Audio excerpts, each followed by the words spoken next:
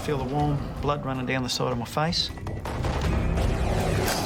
I have never felt that kind of pain before in my life. There's pressure crushing my lower back. It's everyone's worst nightmare, being eaten alive by a wild animal. In this episode, 3 remarkable stories from the water's edge. What's it like when you become human prey?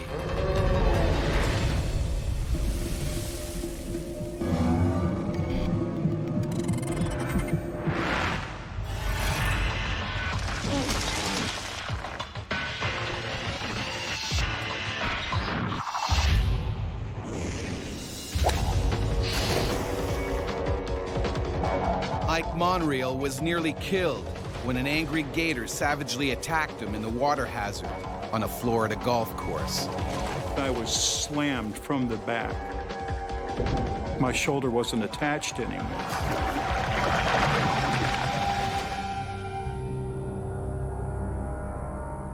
The Tampa Palms Golf and Country Club, Florida. The kind of place people come to kick back and enjoy the high life. But its ponds and lakes are also home to creatures that have barely changed since the dinosaurs.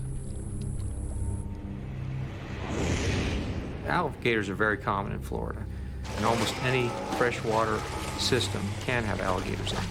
And that's one of the things that people need to be aware of, is that just because they haven't seen an alligator in an area doesn't mean there isn't one right now. The lake by hole 13 is the territory of this 7-foot alligator. He's always hungry, and he's not too picky. As long as they can catch it and eat it, almost anything is potential prey. And they'll take things as big as deer occasionally. Golfers on this course are always in striking distance of gators, but no one has been attacked yet.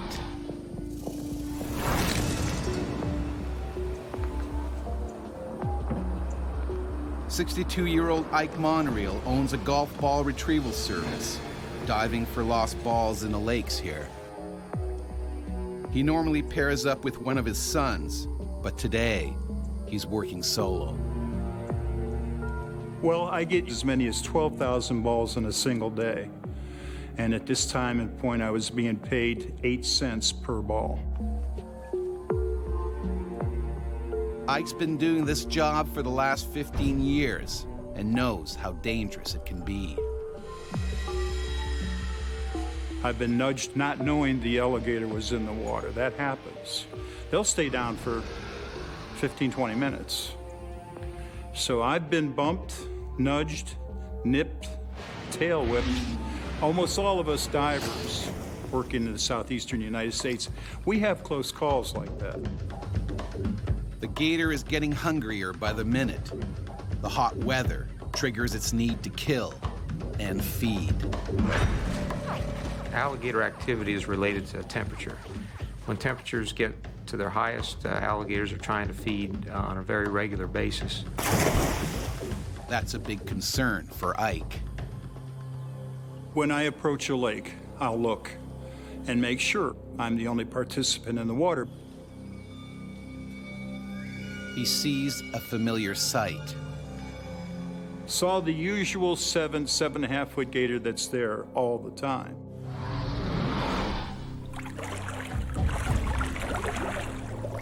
Ike keeps a close eye on the reptile. Females occasionally do attack humans, but it's not as common as males. Males get a lot bigger than females. The coast seems clear, but Ike is yet to notice that another gator is also in the pond. And this one is a gigantic 400-pound male. Generally speaking, the larger the alligator, the greater potential problem with an attack on a human.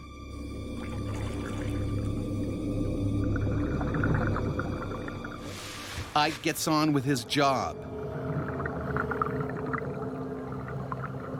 The limited visibility means he can't see the 10-foot gator coming straight at him. A gator determined to protect his new territory.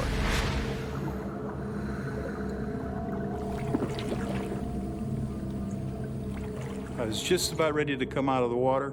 I had enough air left. Life was good. I was just working away at it. And that's when the gator moves in.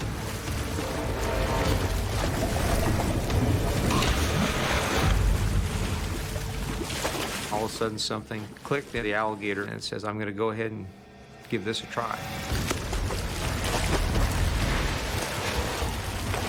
Searing pain shoots through Ike. The horrific force, the slamming effect, the excruciating pain, and I knew it was going to be life or death.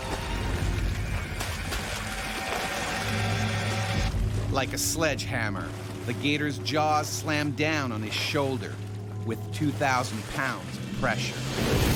Teeth are very sharp and they can lacerate and tear, but they don't actually sever like a shark's teeth will do.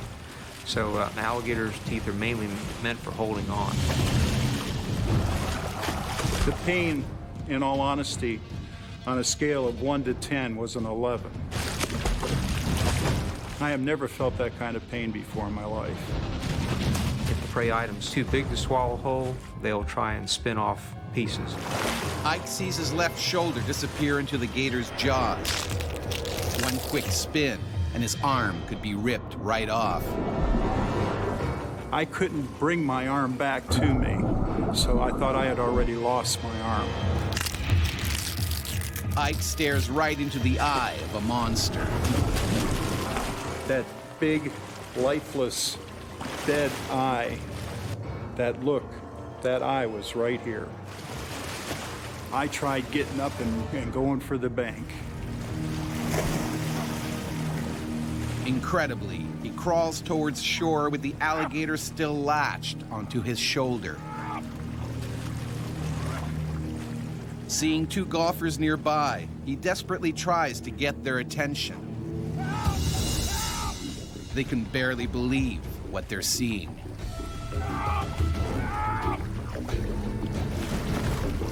Ike is fighting for his life.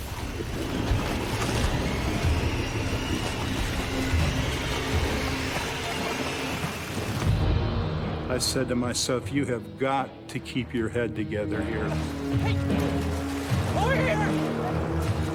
Ike can't last much longer, and he knows it. As well as being ripped apart, he could easily drown.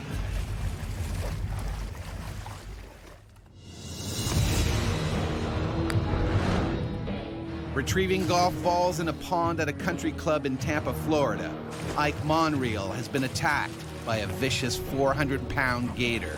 His screams attract terrified golfers desperate to help save him. The shore is only a few more feet away. Rescue is within grasp. And then Ike's gone. He had such size and girth, he just dragged me right back down again. An alligator will try and get the victim off balance, trying to drag them out to deeper water. And once it's drowned, then they will dine on it at their leisure.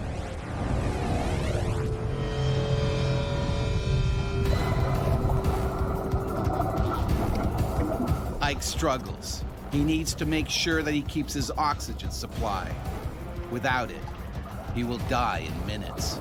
I said to myself, you pass out, the regulator falls out of your mouth, and you're going to die here. That's when I prayed to God.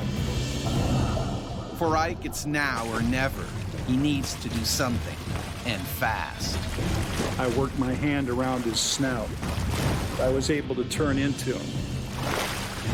My shoulder is as far back into his jaw as it can go. Ike jams his thumb in the reptile's eye. The most vulnerable part of an alligator is probably its eyes. Everything else is pretty well protected. But the move barely phases the gator.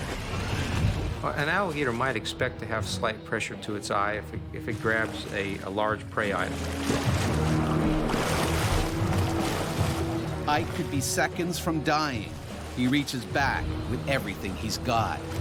That's when I stuck my thumb as far back into his eye and as down as far as I could. The move stuns the gator. But then when he went further in, this was something that was totally unexpected by the alligator. He just went ballistic. The bite got worse, and that's when he tried to roll me. They will grab a hold of an appendage and then spin in the water to try and get that appendage torn off. He's in so much pain, Ike can't keep his thumb in the gator's eye socket. I was thinking that it was, you know, the demise. The end was there.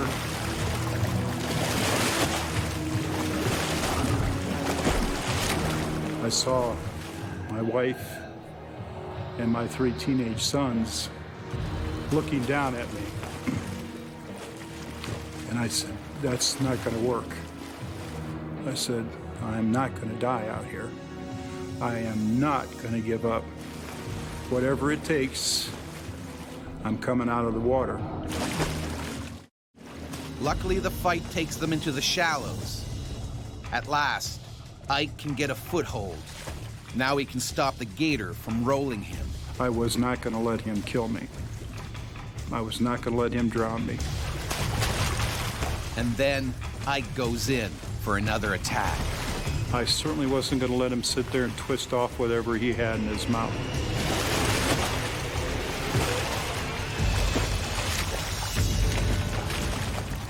I took my thumb again, took a deep breath, and slammed it in his eye socket, and I swear I got halfway to his brain. Alligators can feel and react to pain. They don't like that. Against all odds, the giant's jaws finally snap open. Ike seizes the opportunity and desperately tries to get out of the water. They learn very fast and probably realized this was not the type of thing that it wanted to pursue.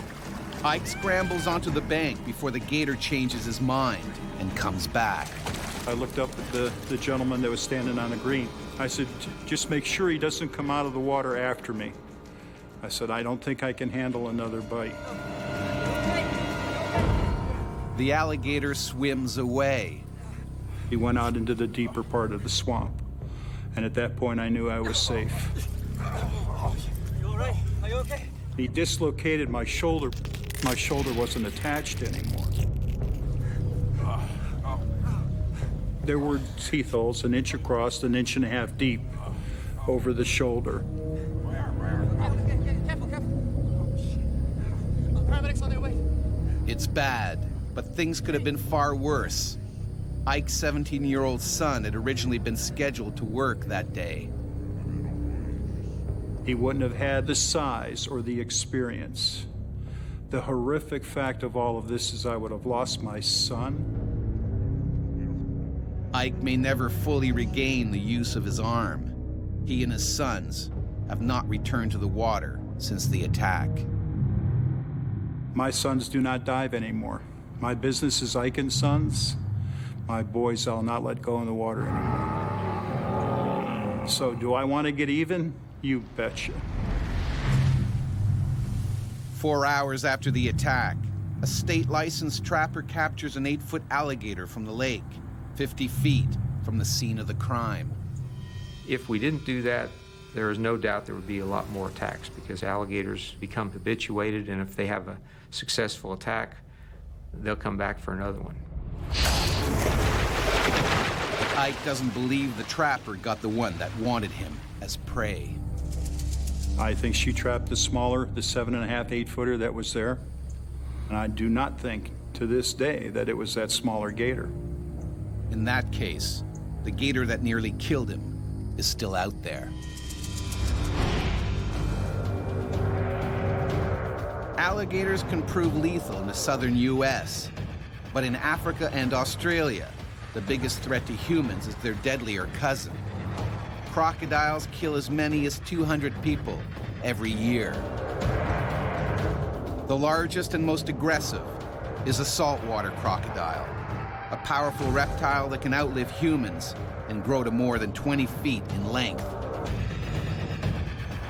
Despite the name, their natural habitat is actually freshwater rivers and swamps.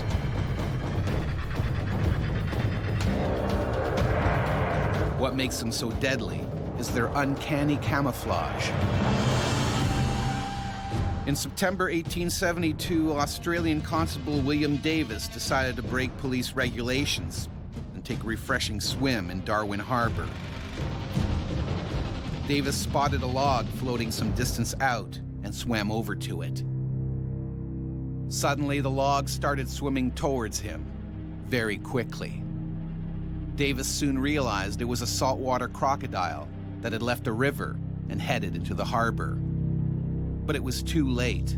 As Davis started to swim away, the croc zeroed in, its jaws crashing down on his head. Constable William Davis became the first police fatality in Australia's Northern Territory.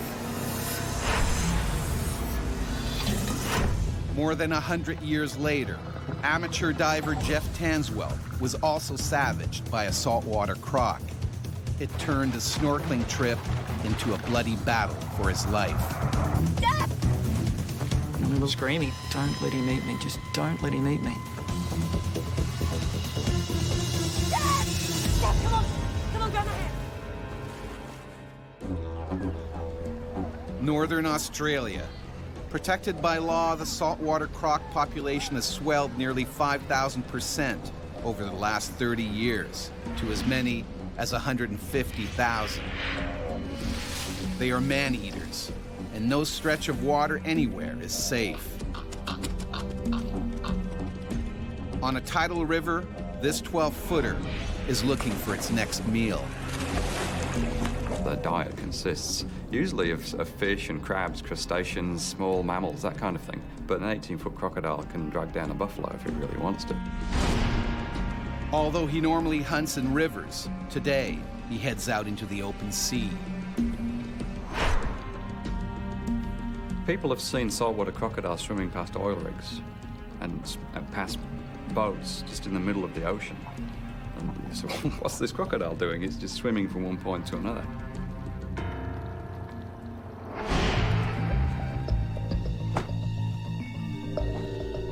On Thursday Island, at the northern tip of Queensland, 37-year-old police sergeant Jeff Tanswell and his wife Jane, also a trained police officer, are hitting the water for a day of fun in the sun. My entire life I've been brought up by the water. So we've always been brought up with boats and diving and fishing, and that's just second nature. If we go fishing, or we'd just go out and have a look and jump out on a reef. Hi. Hey. Hi. Today they plan on doing some spearfishing with their friends Amanda and Dave. They head towards the remote Adolphus Islands, an hour away. We hadn't been there before, so this is going to be another opportunity for us to explore. The ocean around here is dangerous. We're a bit, I guess, aware of the possibility of sharks being in the water.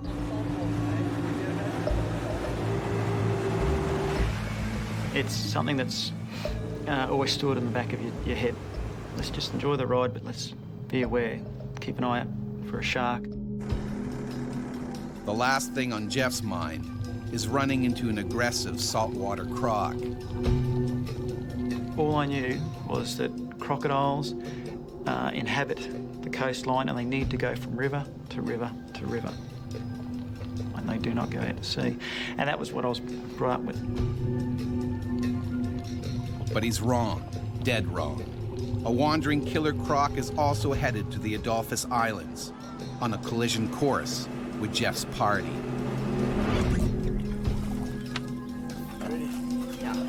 They pull into a coral reef and scout for any signs of predators. We were were making sure that there was no sharks or anything in the water that was dangerous, but we didn't see any sharks. If there's going to be a shark, he's going to be patrolling the deep water. So I'm not going to go there.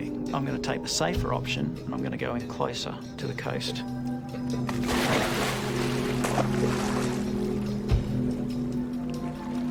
Amanda and Dave are the first ones in. Because they're entering unfamiliar waters, Jeff asks his wife to stay on board.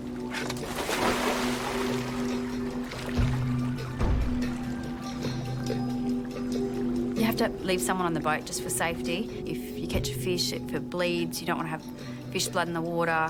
Could attract sharks, so if they catch a fish or crayfish or something, they just hold it up and I start the boat, go over.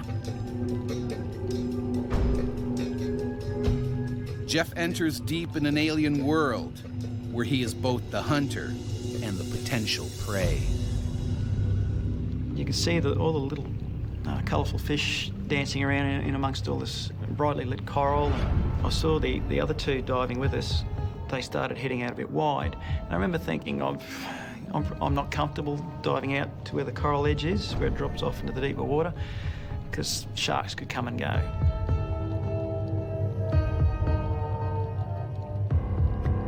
But sharks are not the problem. The hungry 12-foot saltwater croc is closing in. I remember a little voice in the back of my head's going, there could be other big things out here. The giant croc quietly stalks Jeff and his friends. It's breeding season, and like all crocs, he's more aggressive than usual. Jeff heads up for air.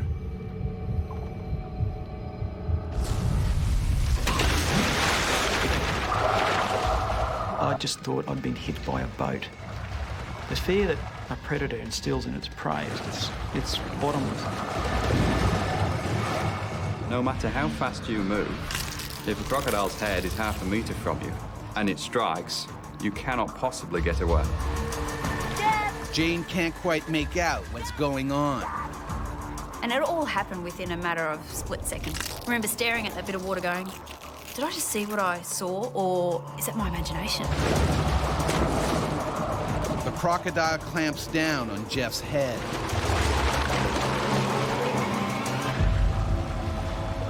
And I've become aware of this pressure on my head, this crushing pressure on my head. The crocodiles have got the strongest jaw muscles of any animal that we know for their size. They've got about 66, sometimes 68 teeth in their jaws. They'll puncture through flesh, they'll go through shell, and they'll even go into bone.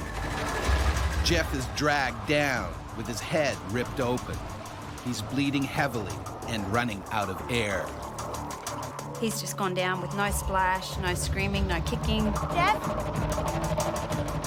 Jeff! I had no feeling of the water, the temperature, sounds, everything, sight, everything was gone. They've got the power just to shut down your entire system and you don't have a say in it. It was a mixture of just horror as well as just total disbelief. You're on a remote tropical coral island. You're not looking for a crocodile.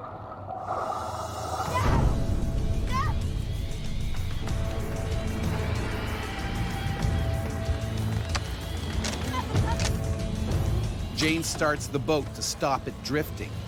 She has absolutely no idea that her husband below is being drowned by a giant croc. I could feel by my neck muscles that he's pulling me down to the sea floor by my head. That is one of the things that a crocodile will do if it wants to overpower its prey. Most animals can't hold their breath for anything like as long as a crocodile can. Jeff knows he can't stay under for more than a couple of minutes.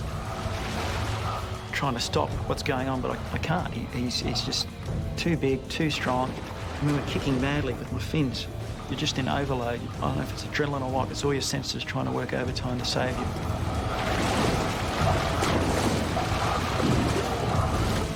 And then, a miracle. I remember seeing the jaws release and the sudden burst of light, and I just shot to the surface. I saw his head come up and him blow the water out of his snorkel. Jeff has no idea where the croc is and when it might bite again. All that was going through my head was his big block head coming back up and grabbing my legs. And then just behind his head, I thought I saw something moving. The killer croc surfaces inches away, closing in on his prey. I could feel the warm blood running down the side of my face. He's got the teeth, he's got the scales, he's got the claws, he's got everything. You have nothing.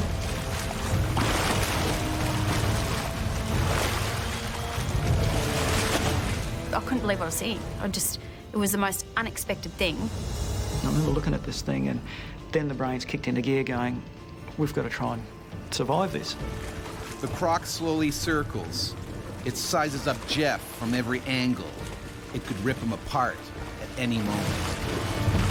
If the prey is large, then it will produce what's known as the death roll. And then it spins its entire body. If a crocodile grabs me on the arm and starts to spin, the weak point here is at the elbow or at the shoulder, and that's where it will dislocate. We all know that these things come back to finish you off. Jeff realizes he may only have minutes to live.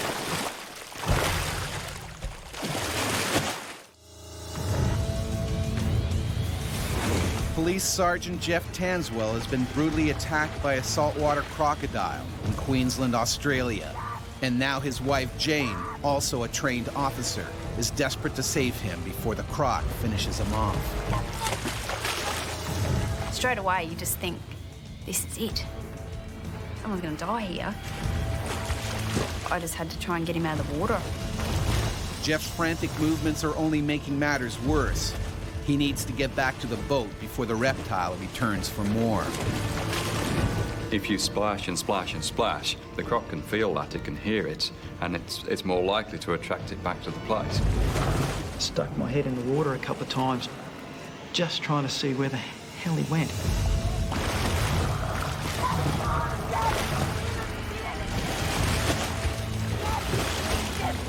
Next minute, I had the boat beside him and I was helping him in the boat from the left-hand side of the boat. I don't know how I pulled him out of the water. I think it was just a pure adrenaline. Oh my God, Jeff. I've got you, okay. You're okay. Open your eyes. Open your eyes. Look at me, look at me, look at me. I'm right here, okay? Concerned about their friends, Jane swings the boat around to the other side of the bay and finds Amanda and Dave unharmed. But the monster croc is still somewhere below. Get some towels, cover. Everyone may be safely in the boat, but Jeff's wounds are serious. I got a puncture hole in my left cheek. I got a laceration on my left temple. The left ear was torn. And I got lacerations behind both my ears where the teeth went in, and scratches on my back where his claws went in. It's essential Jeff gets to the hospital as quickly as possible, but they are a good hour away from the coast. He could have a brain injury. He could have some sort of compression on his brain. He could have a stroke. He could also be infected by the croc. His teeth are covered in mud, covered in bacteria. It's a breeding ground for bacteria. If that crocodile then bites you, it drives those bacteria deep into your flesh, and it can cause a much bigger problem than the bite itself. Crocs kill as many as 200 people a year. And right now, Jeff looks like he might join that gruesome club. We got to the hospital and went straight into the emergency room. I had all my wounds scraped and washed out, which was quite painful. And then they microsurgery my ear and stitched everything back together. He owes his life to Jane's quick rescue and pure luck. Certainly, if it wanted to kill him, it would have. Jeff knows all too well how close he came to death. And there is nothing as terrifying as realising that this thing is going to come along and eat you. And you can't do a thing about it. No further attacks were reported in the Adolphus Island region that summer. Most likely, the saltwater crocodile returned to the coast and headed upriver.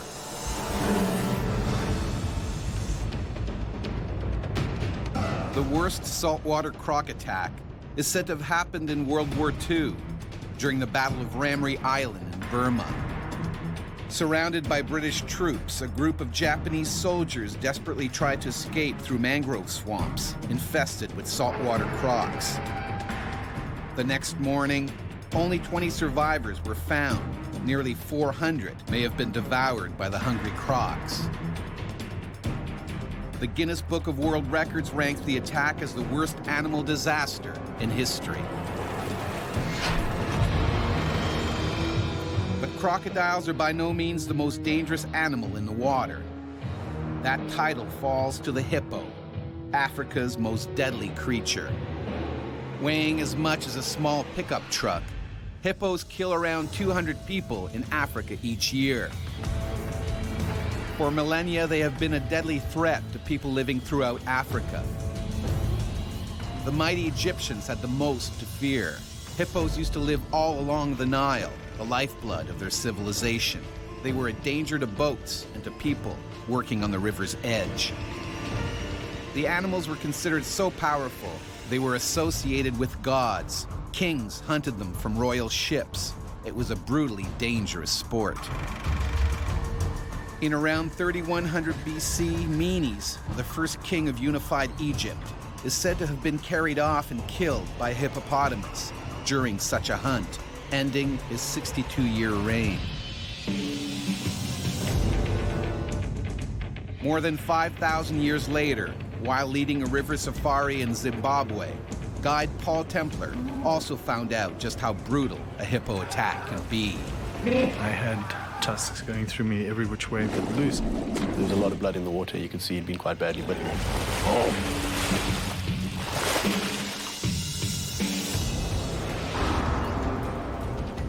The Zambezi, one of the largest rivers in Africa and home to this huge male hippo. The lone bull is particularly aggressive. It probably recently lost a fight with another male and was thrown out of its pod or herd.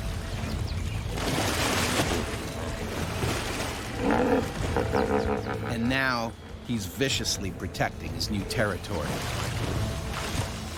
Hippos respond the same way we would if someone repeatedly broke into our homes, with extreme aggression. The bachelor bull has attacked 7 people in the last few months, defending its turf. And he's more than ready to do it again.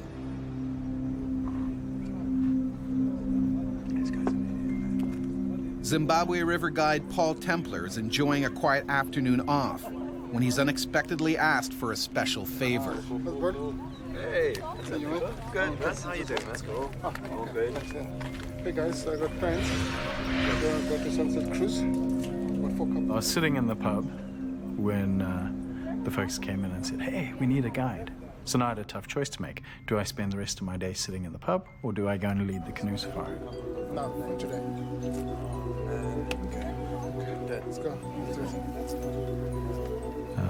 I went and led the canoe safari. It's a decision he would soon regret. Good afternoon, guys. My name's Paul. We are the crew responsible for taking you down this Zambezi River this afternoon. It's going to be a fantastic Paul is joined by 3 other guides: Ben, Evans, and his close friend, Mike McNamara. It's a trip they've done lots of times before. The trip itself is what we call a wine route. It's one of the trips where the guests don't actually paddle themselves. And the idea is that they just relax and watch the sun go down. It's a sunset trip. It lasts about an hour and a half.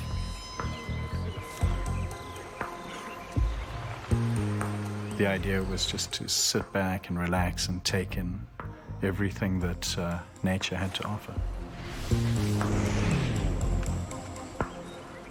Paul is on the lookout for the rogue hippo that has attacked 7 others over the last few months. He's already had his own nasty run-in with the 3-ton monster. About 6 months prior to this, I'd been leading a similar canoe safari, and I'd been attacked by a big brute of a hippo. The hippo had smacked the bottom of Paul's canoe, catapulting him and 2 passengers into the water. That time, they had escaped unharmed. I knew that that hippo was in the area, and though I couldn't see him, I thought going through the narrow channels would be my safest option. And so far, so good. As they come around the bend, Paul notices a large pod of hippos. They weren't really a concern. They were off to the side, and I could see them, and I felt that I had a pretty good sense of what they were up to. They proceed cautiously, making sure they don't startle the hippos. Paul also scans the water for any that are submerged. Occasionally you'll get ears, occasionally you'll get a head, occasionally you'll get the whole body. Then there'll be nothing. They'll all disappear underwater.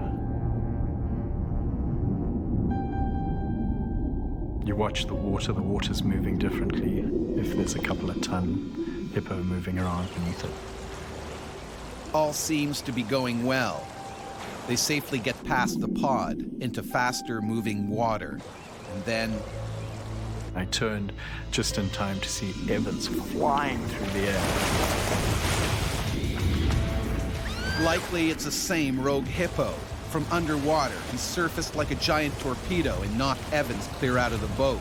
Paul watches in horror as the current drags Evans away. Evans went under and then popped up again.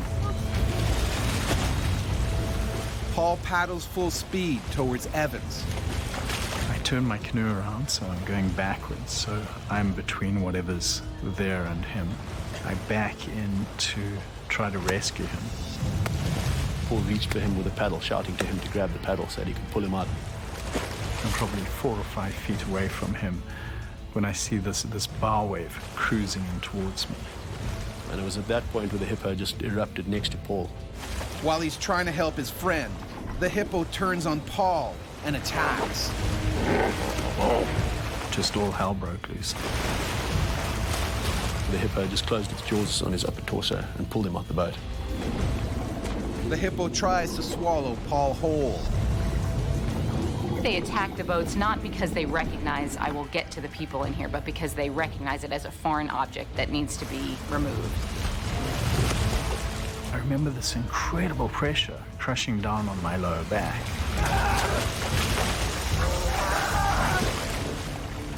Hippos are not interested in eating the people that get attacked. It's an aggressive reflex of, if I encounter something with my jaw, I will crush it. So the crushing comes from the hydraulic press that is their jaw, somewhere on the order of maybe 1,800 pounds.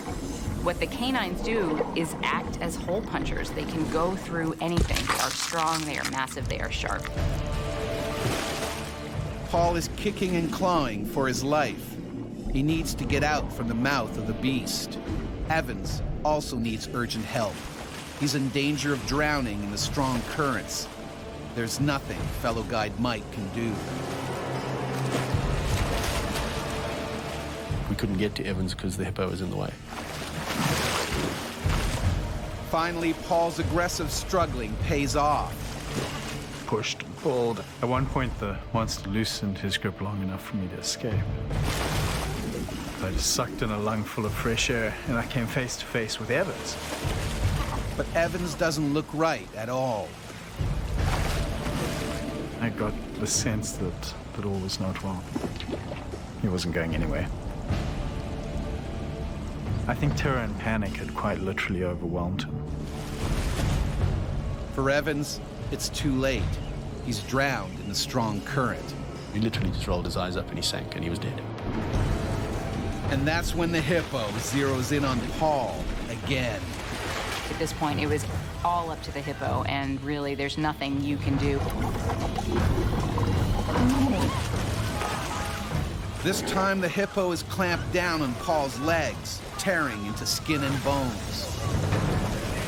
The hippo started the attack and was not going to finish the aggressive behavior until the intruders were gone. It happened very quickly, and You could see that it was a serious attack, that there was going to be some serious injuries out of this. They don't just try to win, they try to destroy their opponent. One of the clients watching later said that it was like watching a vicious dog, literally just trying to rip apart a rag doll. These huge tusks tearing through my torso as he drove me underwater. So I had tusks going through me every which way but loose. He bit down so hard that I thought for sure he was going to bite me in half. The hippo has speared Paul badly, and now he starts dragging him down to drown him.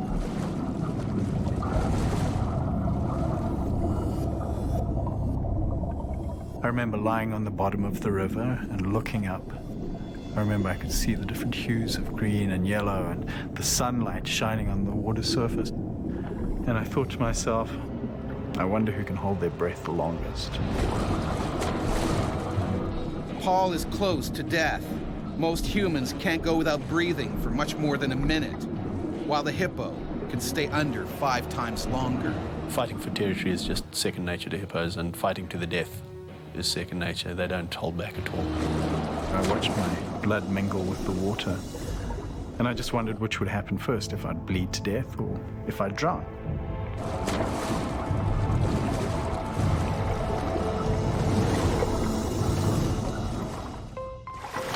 During a bloody hippo attack in Zimbabwe, Africa, one man has died, while another, river guide Paul Templar, has been gored by the creature's teeth and dragged to the river floor. And now, Paul is also drowning. All anyone can do is look on helplessly. The amount of blood that was in the water showed that Paul had been bitten very badly. There's no sign anywhere of Paul. There's no way he could have survived the second attack. I didn't think I'd see him again. And then Paul popped up. But then the hippo spat me out again, giving me another chance to escape. Barely alive, Paul is bleeding badly. Mike guns forward on his kayak to save him. He knows there's not a second to lose. I was just shouting to him to grab the front of the kayak.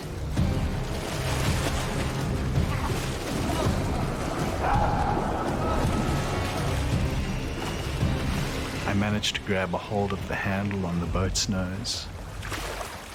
For a moment, Paul seems safe. But the hippo comes back for more. It tries to chomp down on Paul's dangling legs. Any second, he'll be dragged down again. He was hitting and thrashing, and it was not good. I knew I didn't have much left in me. He can barely hold on. One arm is shredded. Both shoulders are punctured with bites. But astoundingly, the hippo backs off. They're very unlikely to actually come into shallower water to follow an attack. It's not what they do. To get to the shallows, Mike has to fight the current. Paul is losing his grip. I was bleeding profusely. I was getting weaker. Paul hangs on. Mike paddles wildly. It's a race against time. I paddled to a point where there was a tuft of grass on a small rock sticking out of the river. The longer it lasted, the more it sapped my energy. Finally, they reach the shallows. I don't know how we do it, but Mac dragged me out of there. The hippo then stopped the attack, moved back, and popped up, but not actually following us into the shallower water. Out of his element, the hippo gives up the chase. Oh, I got you, buddy. Just hang in there. Paul is barely alive. Oh, hang on, look at me. Look at me, buddy. Just keep breathing. We got you. He needs medical attention desperately. To make matters worse, the first aid kit and a radio have both washed away. His arm, from what we could see without ripping the sleeve off, had been bitten through the bone 2 or 3 times. It was shattered. But a bite mark through the shoulder that you could virtually see daylight through. He was bitten through the foot. Look at me. Look at me, Paul. Look at me. Stay with me. Something that's working. Mike and fellow guide Ben try to stop Paul from bleeding to death. and started literally putting pressure on arteries to try and just stem the bleeding that was still coming. I can feel my lungs full of blood now. Thinking fast, Mike uses the only thing available, cling wrap from the safari meals.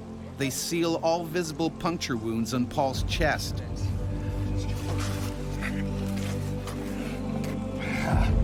Mike and Ben lift Paul into a canoe.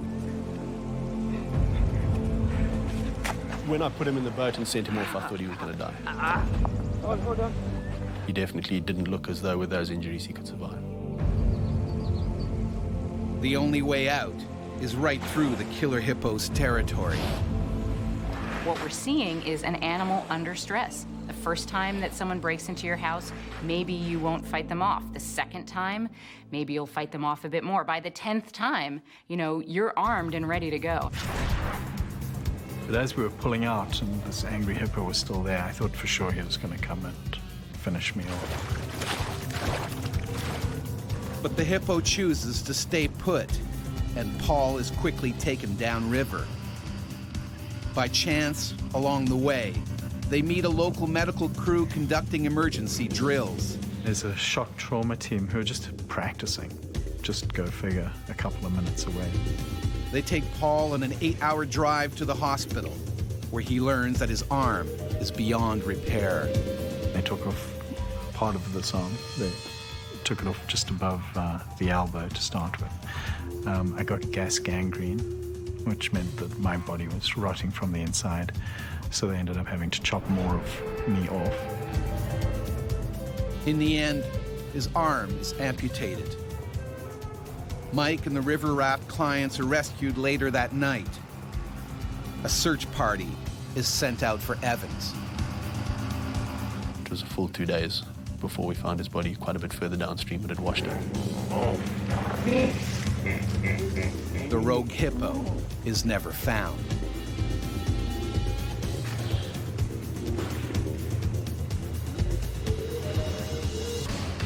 I have this memory of blood pouring out of my face onto the ground. We were all gonna die.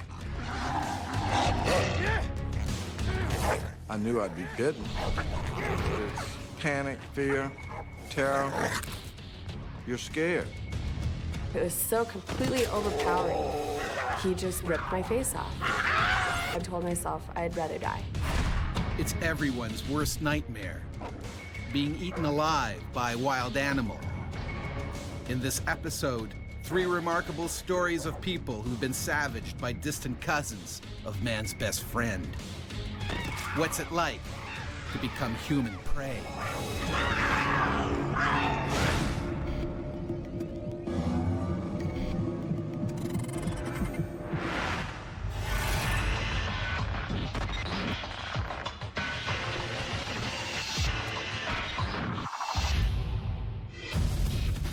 On a canoeing holiday in the Canadian wilderness, the Delventhal family was savagely attacked by a lone wolf. There was nothing we could do to stop a wolf that wanted to eat us. Algonquin Park, Ontario. A vast landscape of forests, lakes, and rivers. A popular destination for hikers and nature lovers. And home to predators, including the eastern wolf. The conventional wisdom in North America is that wolves are basically harmless. But it became crystal clear that there were circumstances under which the wolves would be dangerous. This adult wolf has been expelled from his pack.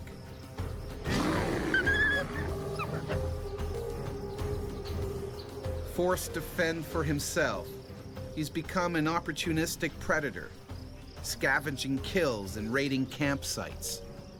And he's starting to lose his natural fear of people. That's it, just keep paddling straight on in. How you doing, guys? Yeah, just follow me in.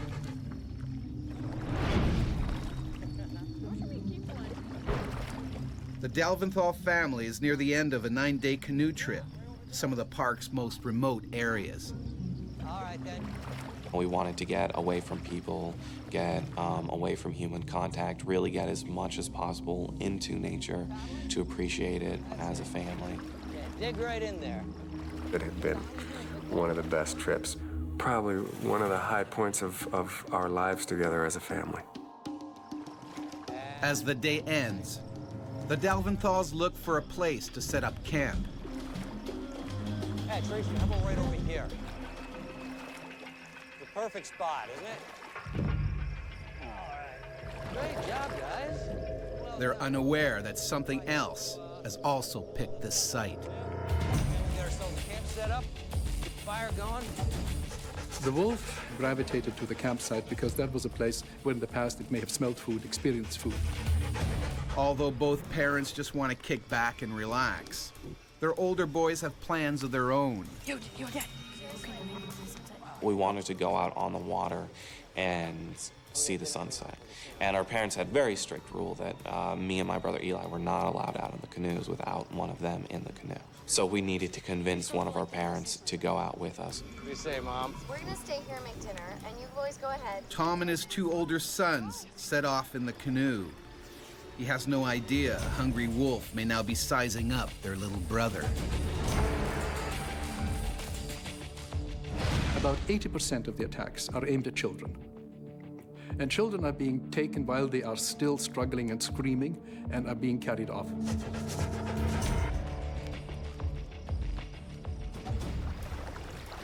As Tom and his boys paddle further away from their campsite, they bump into other canoeists who tell them about an old Algonquin Park tradition. You ready? Let's do it. The wolf call. We sort of bunched all the canoes together and started howling, more or less in unison, doing our best to sound like wolves. When you howl, you let the pack know that you are another wolf and you're encroaching on its territory. The lone wolf closes in, possibly worried that rivals may attempt to steal his tempting evening meal.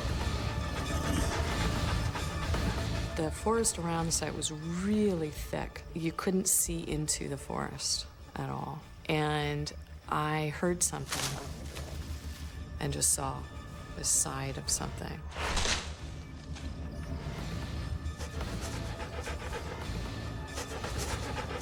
Oh, good timing, guys. It was just ready. Grab some balls. Tom arrives back with his older sons. The wolf is likely scared away for now. All right, boys, time for bed. We got a long day tomorrow. It's been such a perfect evening that Tom and Tracy decide not to pitch the tents. The Dalventhals will sleep under the stars.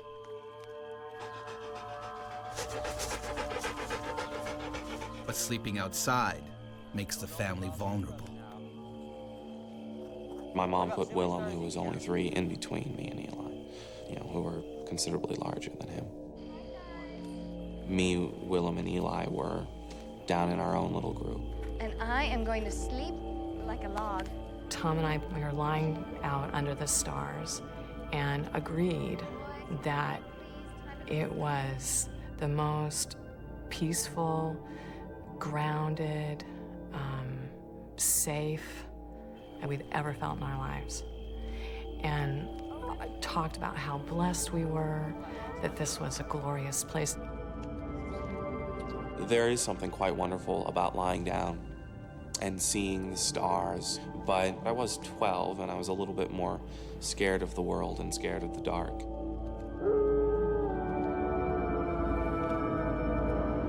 The ravenous wolf bides his time. He waits until the family is still.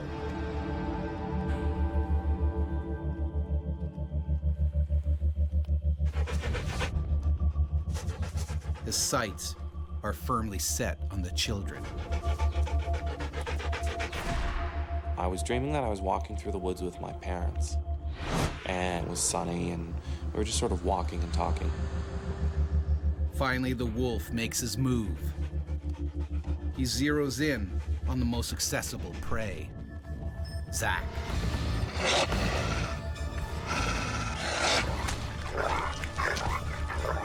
While I was dreaming, there was definitely a sensation of pressure on my face.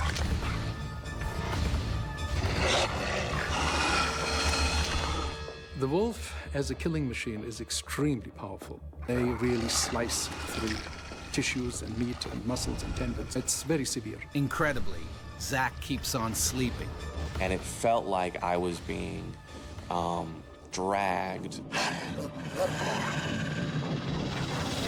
Felt like I was sort of strapped to the front of a jet. Everything started rushing by really, really quickly, and that was the point when I woke up.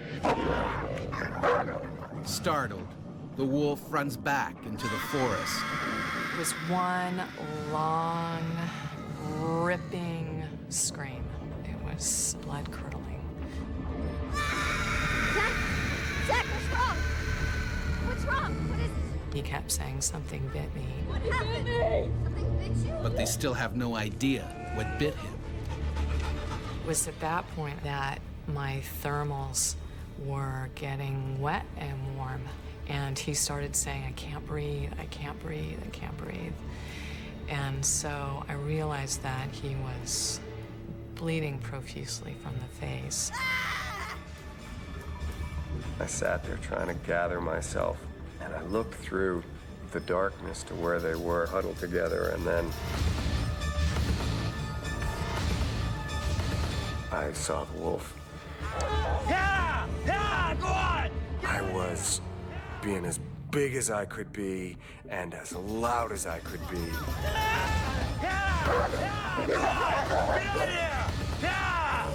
I had to get away from my wife and child.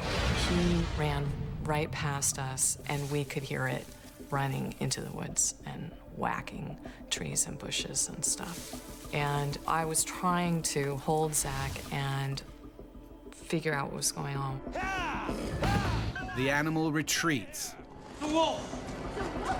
And I immediately started panicking. Could kill the whole family.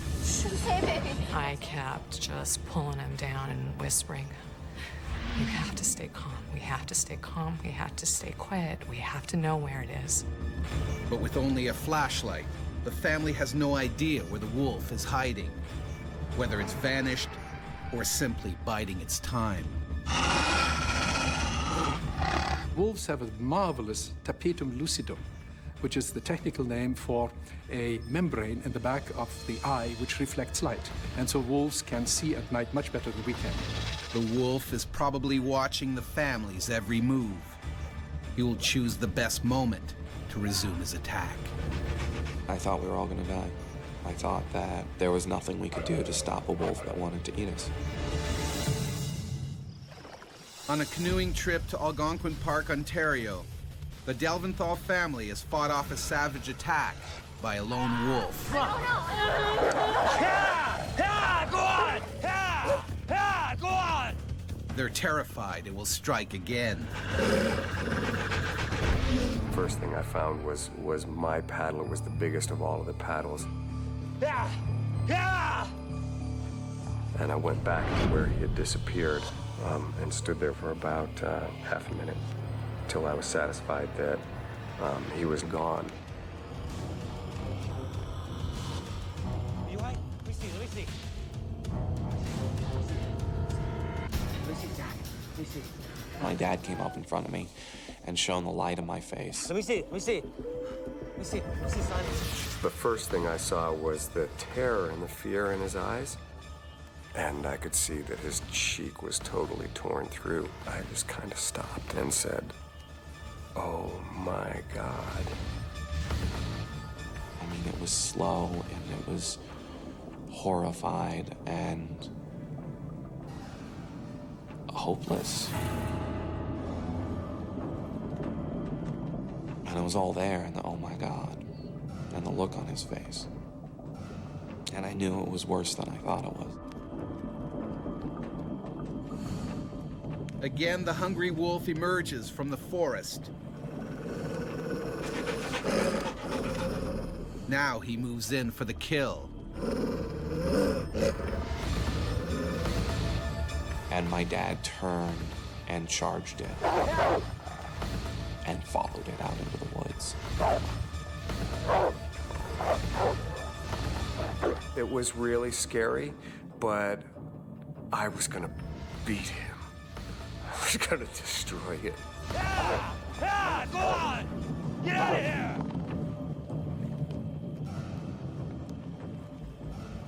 The trees wrapped around him, and he was gone. He disappeared. Tom, come on! I thought, if he doesn't come back, how am I gonna protect these kids on my own?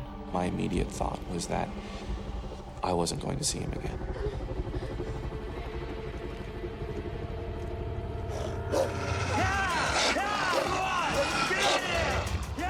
It was the darkest night I can ever remember, but all of my senses were really, really sharpened, and I felt like I could see exactly where he was. Armed with his makeshift weapon, Tom now has the upper hand. Wolves, in all their killing activities, have to respect one thing. They're basically hypochondriacs. Safety for them is paramount. Self-preservation wins over hunger. The animal retreats, for now. Seizing the moment, the Delventhals make their escape. Take that right on there. That's it. See that? Yeah. Keep this on there. Hold that on there. That's it. All right, you gotta get out of here. Off we go. Here we go. Down here, let me toss it.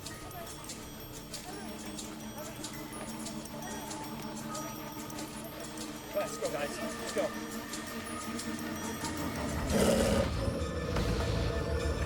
Hey, Will, Eli, you guys all right? Hey, let's go, baby. Let's go.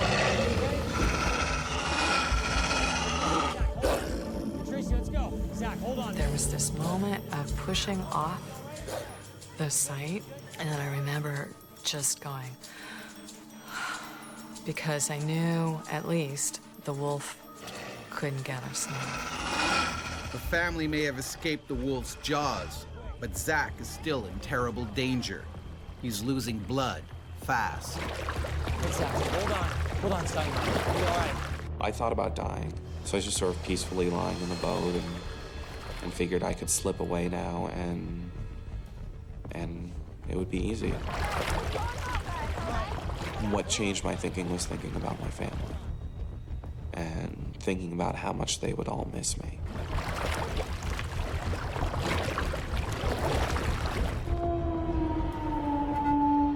I was very aware that he might have lost a lot of blood, and that there was a lot further to go.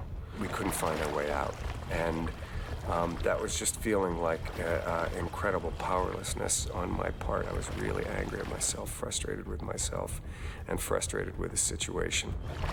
After 3 long hours, the family sees a glimmer of light. They arrive at a lodge, but the hospital is still another 4 hours away.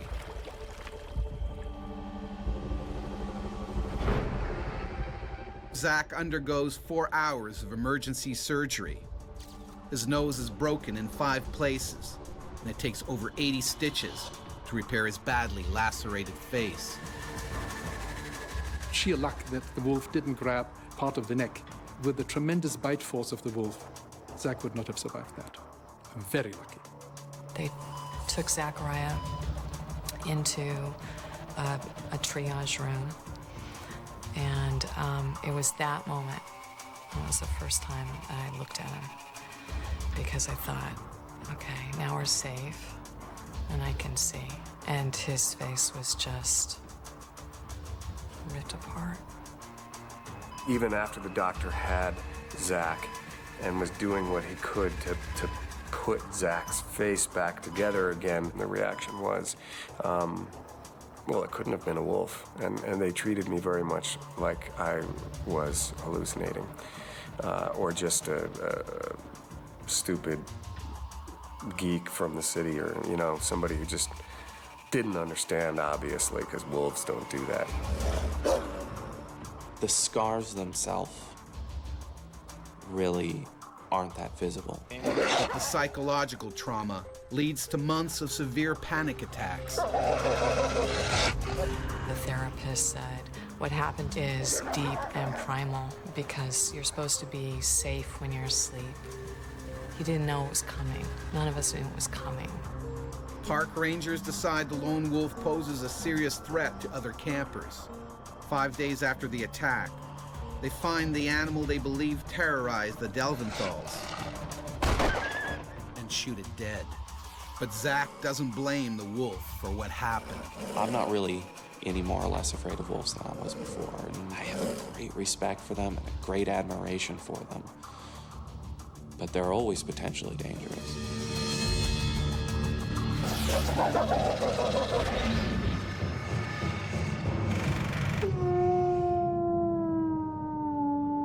Throughout history, wolf attacks have been the stuff of nightmare and legend.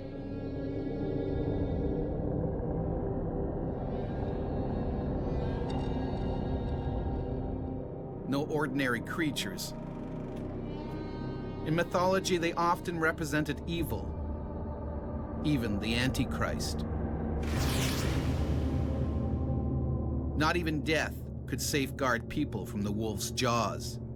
In 16th century Scotland, bodies were often buried on islands to stop wolves digging them up and eating them.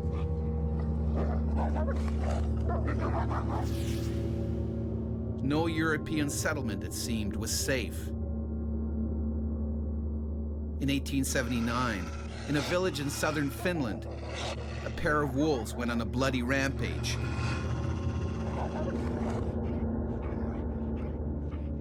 As many as 35 children were killed.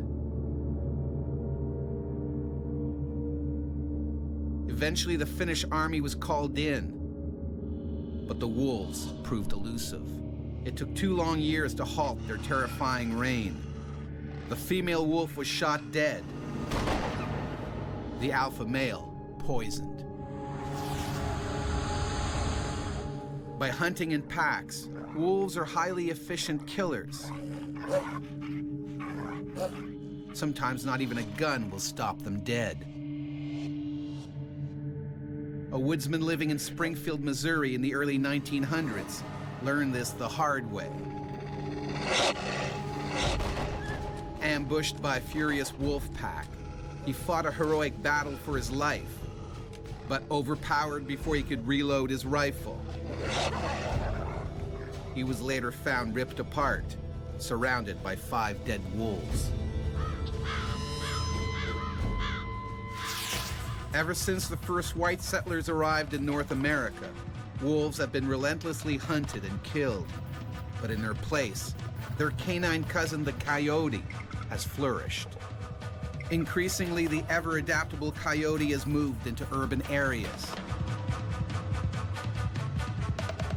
And increasingly, humans come face to face with them.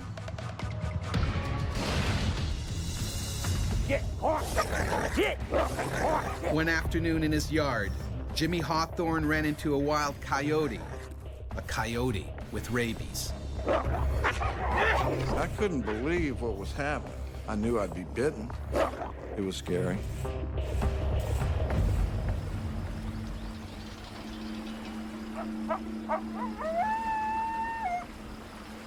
This coyote has lost all sense of reality. He's suffering from rabies. The disease in his brain has eradicated any fear of people. All he wants to do is attack. Most likely the coyote encountered a rabid raccoon. They tangled and the raccoon bit the coyote. The rabid animal has left his natural habitat behind. He's now in the residential neighborhood of Lenaxa, Virginia, and is a deadly threat to anyone who crosses his path.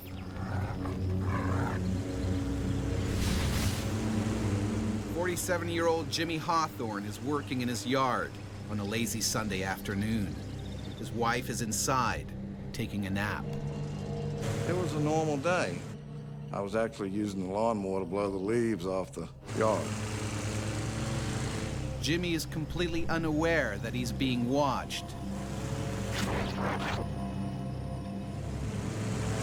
I probably see coyotes once a month, and then when they see you, they're gone. They're scared of humans. But not this coyote.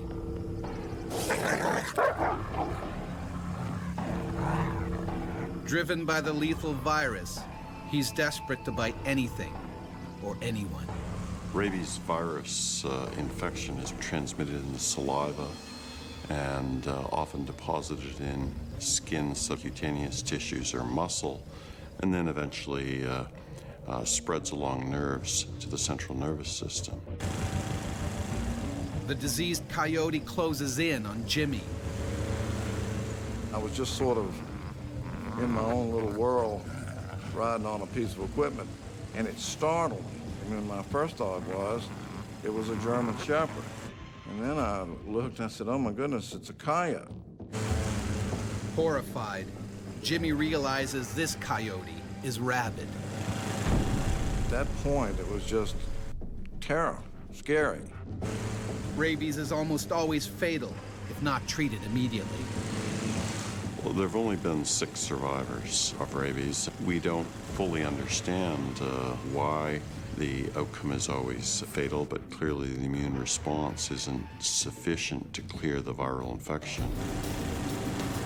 It was driving the mole as fast as it would go. The coyote was having no trouble keeping up. The coyote kept circling the mole. Fueled by a wave of aggression, the coyote seizes opportunity and strikes.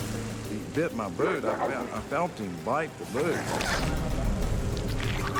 I mean, I couldn't believe what was happening. I just remembered that moment of fear, of terror. It was scary. Luckily, the coyote's bite doesn't pierce Jimmy's thick leather boot. Jimmy needs to make it home before it does. But then,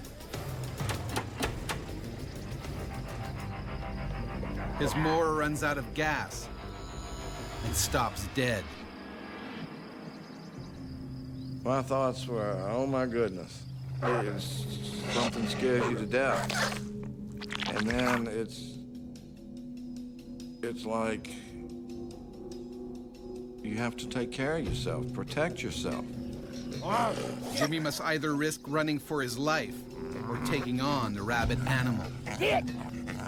This animal might weigh 50 pounds, and I weigh 240. If it gets bad enough, you know, I'll just tear him apart with my hand. But I knew I'd be bitten. You don't see animals come up to you. I mean, I've been in the woods my whole life.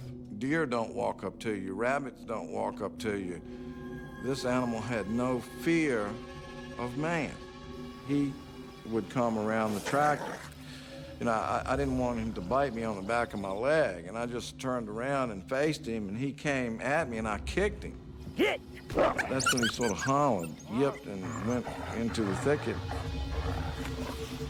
Because of his swelling brain, the rabid coyote is suffering terrible headaches. Jimmy's kick further disorients him. Jimmy's bought some time.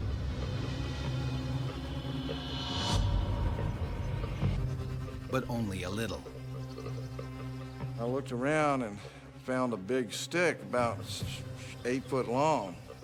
And I said, well, I can use this to keep him off of it. And he was aggressive, extremely aggressive. Coyotes, canine teeth, are so much longer than, say, a Doberman. They're prepared to hunt and kill.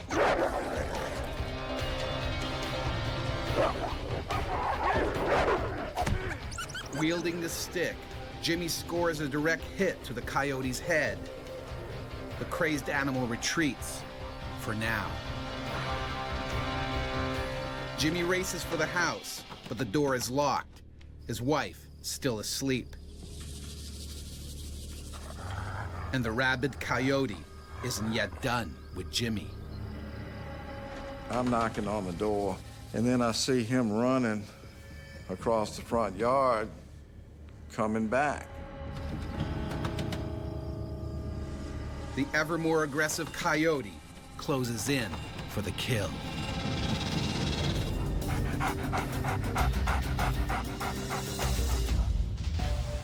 While mowing his lawn one Sunday afternoon, Virginian Jimmy Hawthorne is fought off an attack by a rabid coyote. Locked out of his house, Jimmy's now trapped by the deadly animal. A rabies victim suffers agonizing spasms in the throat, making it almost impossible to swallow. They develop neurological impairment and paralysis, finally progressing to coma, then death.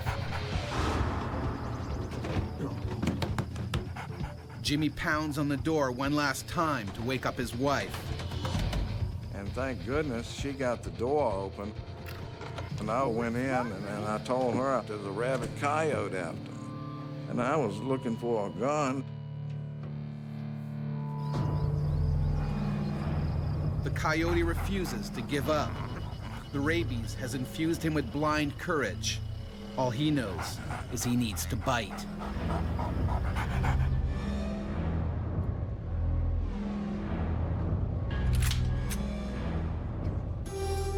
Jimmy has to end the battle now. In the initial stages, it's panic, fear, terror. Honey, you stay inside. You're scared.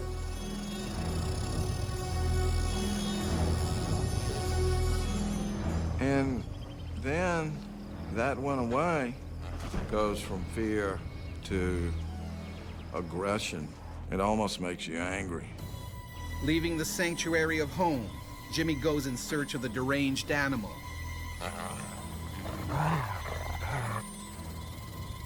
But this time, he's prepared.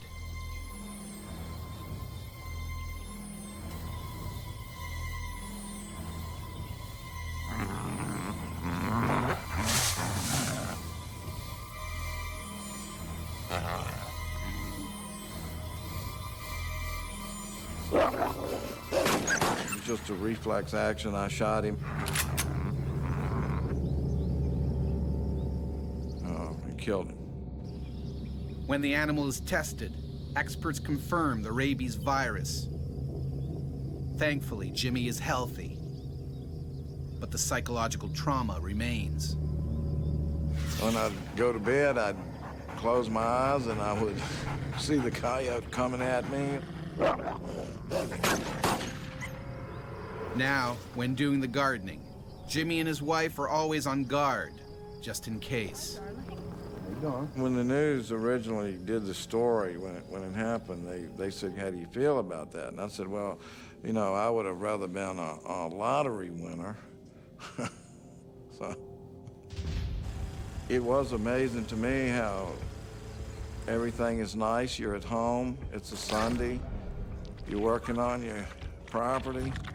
Everything's calm, and then everything turns into chaos. It's scary, you know?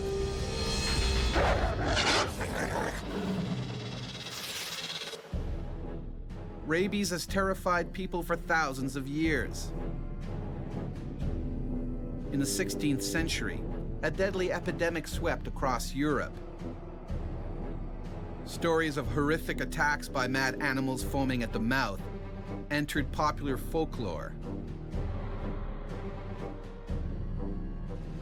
Peasants in the countryside faced the greatest risk, but not even cities were safe. In 1450 in Paris, a pack of wolves, some probably rabid, created blind panic when they breached the city walls. 40 people were bitten and killed.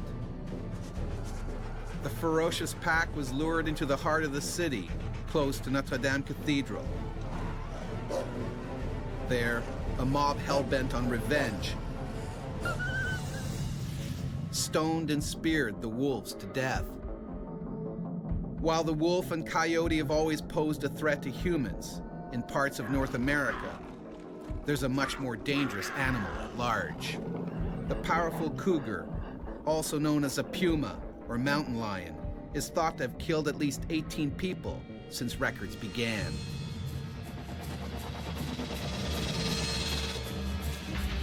Aniela was almost one of them. While on a mountain bike ride with her friend, a cougar pounced and tried to snap her neck. And you think, this is just a nightmare. I told myself I'd rather die.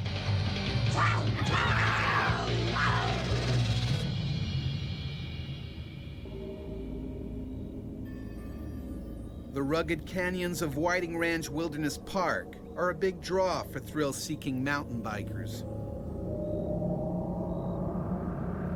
But here, taking a tumble is not the only hazard. The park is home to some spectacular and dangerous wildlife, including the feared cougar. California Fish and Game gives a range of population from 4,000 to 6,000 cougars in California. This 110-pound male cougar works alone. They're very good at being top predators and surviving in the landscape. Their quickness, their agility, their smoothness of movement, they're just good at that. The cougar has just taken a fresh kill. They will immediately take them off into the brush, and that gives them cover and allows them to feed in peace. One cougar will have a territory of roughly 30 to 50 or more square miles. The big cat buries what he doesn't eat for another time. He'll attack anything that threatens his food cache. Always the slowpoke. Even humans. Aniela, a personal trainer and ex-Marine, and her friend Deb Nichols meet up for a biking excursion. They choose Cactus Hill Trail because of its exciting twists and turns. Anne and I got together because we have common riding styles. We tend to just like to ride hard and not talk a lot. I tend to take up sports where there's usually some rough play. You have to be willing to get dirty, have to be willing to, get cuts and scrapes and maybe some poison oak along the way. But I love it for the adventure. But today, Cactus Hill Trail will take them on a journey they won't soon forget. Anne and Debbie are heading straight into a death trap.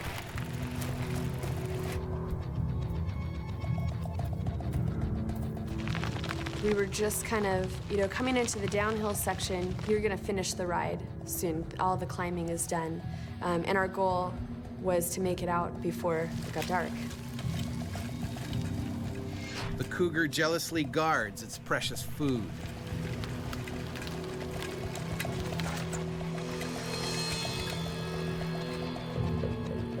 Mountain lions don't move very far from their kills. Once they've cached the kill, they tend to stay relatively nearby.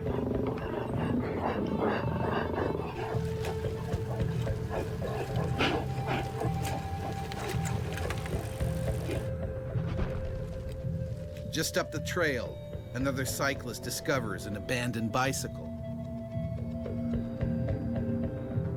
Hello? He has no idea who it belongs to. As I was first turning down that trail, Cactus Trail, when I came around one of the blind corners, we actually saw a man standing with his bike and then the second bike with no person. And my instinct was that they had stopped and that his friend was going to the bathroom. So honestly, I didn't really take it very seriously. The cougar's heightened sense of hearing picks up the noisy cyclists. They're invading his territory.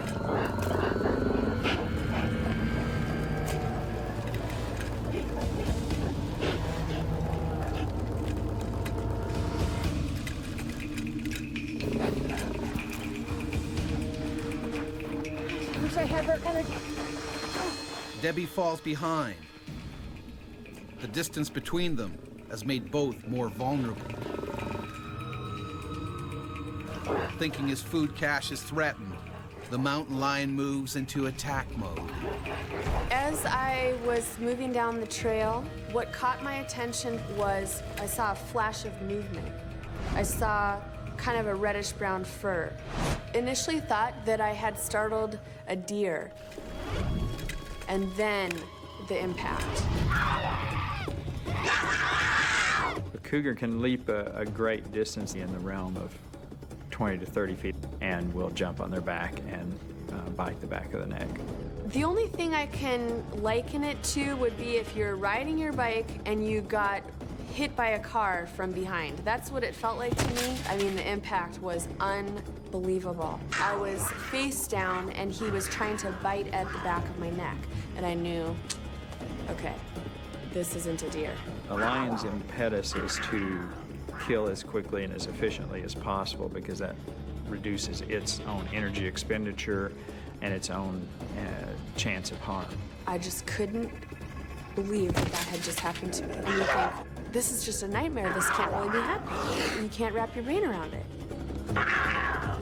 Anne's helmet protects her, for now. But the cougar is determined to win this battle.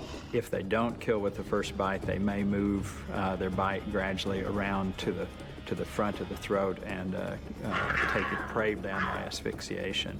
You know, it was like nothing I've ever experienced before in my life. It was so completely overpowering. I could feel it actually hanging on to my shoulders. The lion's claws were dug into each of my shoulders, and he was trying to bite at the back of my neck.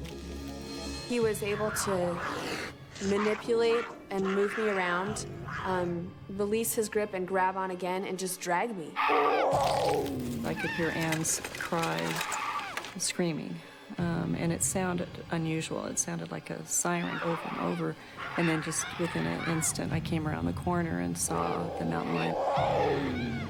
Debbie needs to think fast. In sheer desperation, she tries to scare the animal away.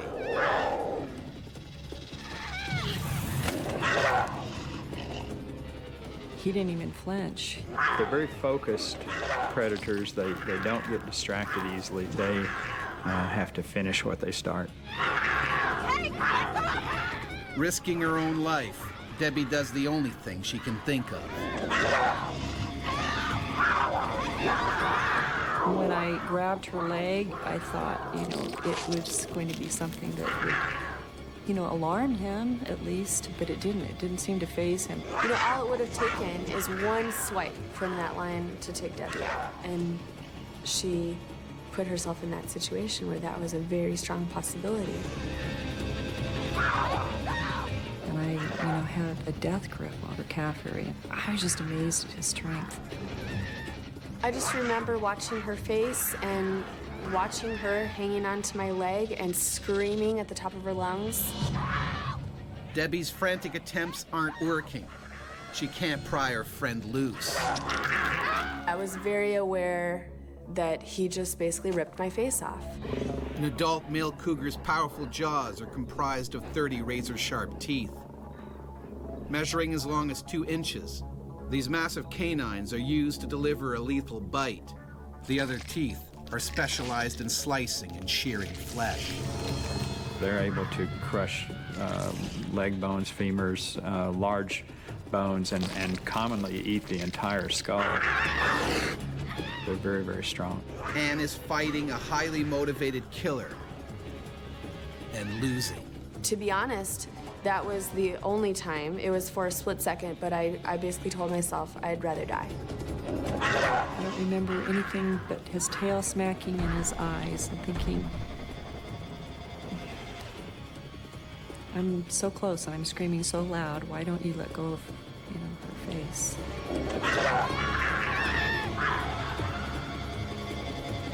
A group of cyclists up the trail hear Debbie's screams. They arrive with Anne's life hanging by a thread. I can't hold her much longer. I kept repeating that. I can't hold her much longer. One of the cyclists calls for help as the others join in the fight. But it's almost too late. The animal's large canines sink into Anne's throat. Once he locked down, things started to go black. You know, I started kind of seeing stars. And I knew that that was going to be the end. Aniela is now on the edge of death, and her friend is powerless to help.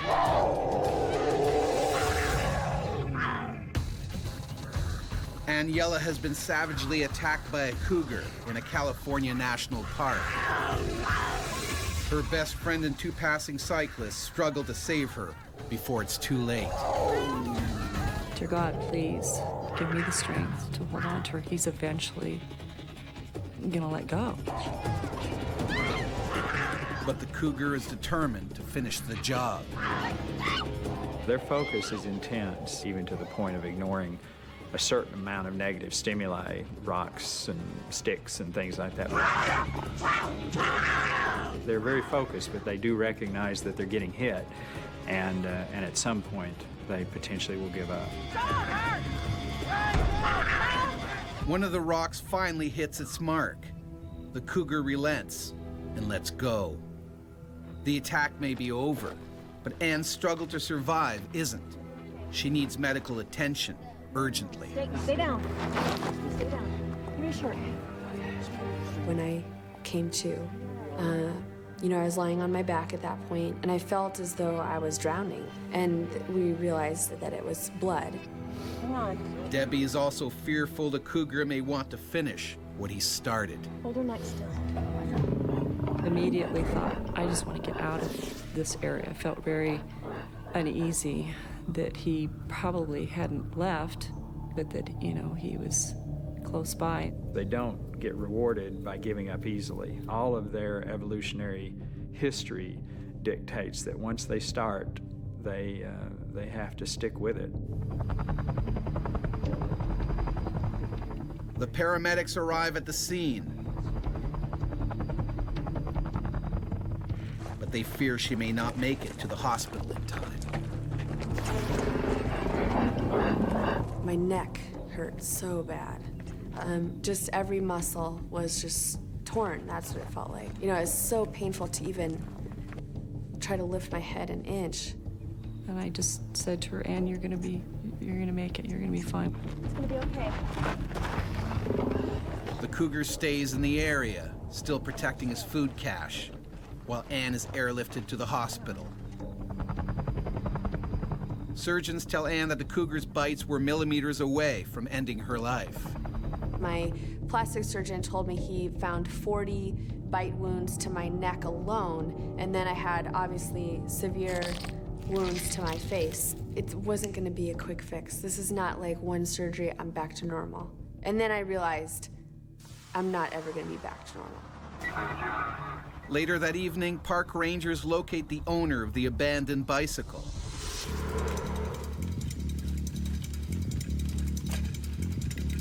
He had been making his way down Cactus Hill Trail when his chain came off. Unaware, he was being watched.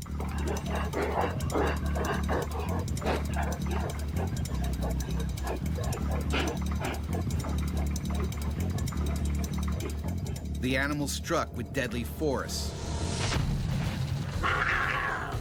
The cougar likely snapped his victim's spinal cord in one bite.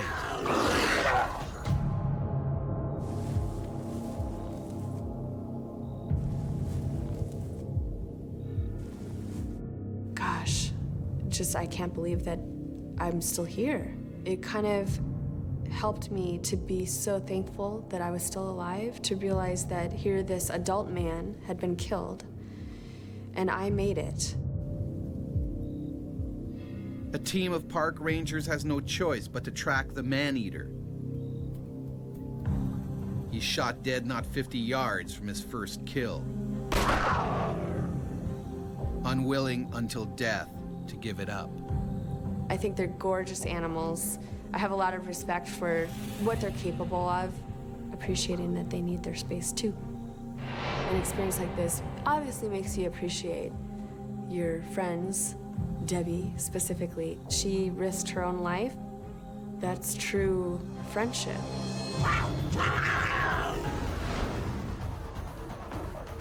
Their domestic cousins may be household pets, But in the wild, hunger or disease can occasionally drive these animals to target human prey. The shark was looking at me like face to face. It's the scariest sight I've ever seen. He actually latched his mouth onto my right arm and just threw me around on the bottom of the Gulf like I was a rag doll. And a picture that stays with me is of this great big head coming up towards me. The fear of dying was unbelievable. It's everyone's worst nightmare, being eaten alive by a wild animal. In this episode, 3 remarkable stories of people savagely attacked by the ocean's most powerful predator. What's it like when you become human prey?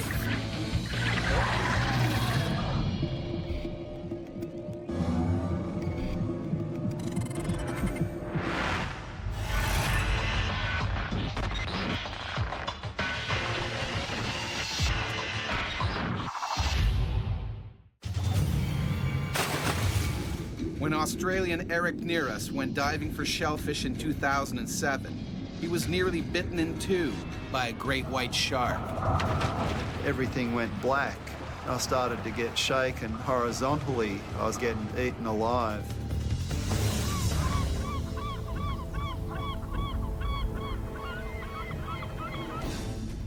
The great white shark is top of the food chain. Hardly changed since the dinosaurs. It's the ultimate killing machine. This full-grown shark is now targeting Cape Howe on the south coast of Australia. The strong currents here attract fish, which attracts seals, which are the shark's favorite food. It's the rich marine life at Cape Howe that also attracts fishermen to these waters. Eric Nearus is one of them. He specializes in abalone, a large sea mollusk and culinary delicacy. I call myself an underwater labourer. Basically, we crawl around the bottom of the ocean measuring abalone and collecting them. It's a pretty strenuous job. If I don't catch a certain amount of abalone each month, I don't make any money, so I can't pay my bills. To tell you the truth, that day I was only half-heartedly getting ready to go to work. Being school holidays, I could have found something more interesting to do, like take the kids out to a park or the movies and have a family day out. Today, Eric's 16-year-old son, Mark, is joining him. He's working as a deckhand. Mark was only out with me to make a bit of pocket money for himself. He'd only deckied for me about 4 times, so he wasn't actually what you'd call experienced at all.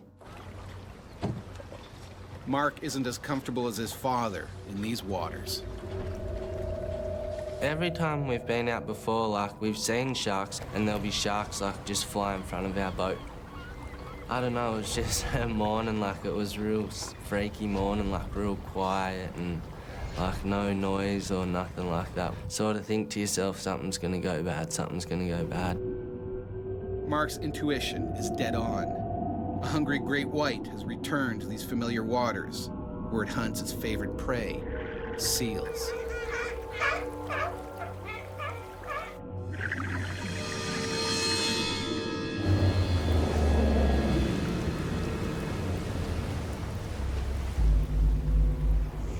In the water, Eric breathes through a long hose that feeds him oxygen from onboard tanks. He also wears special clothing. I wore a lead-lined weight vest. It has about 7mm thick lead plate sewed inside it, and it fully covers your back and most of your chest, and that keeps you on the bottoms. Although shark attacks are extremely rare, Eric knows it's a hazard that goes with the job. When you're a diver and you're in, their domain, you've always got that inkling in the back of your mind. I wonder if a shark will show up.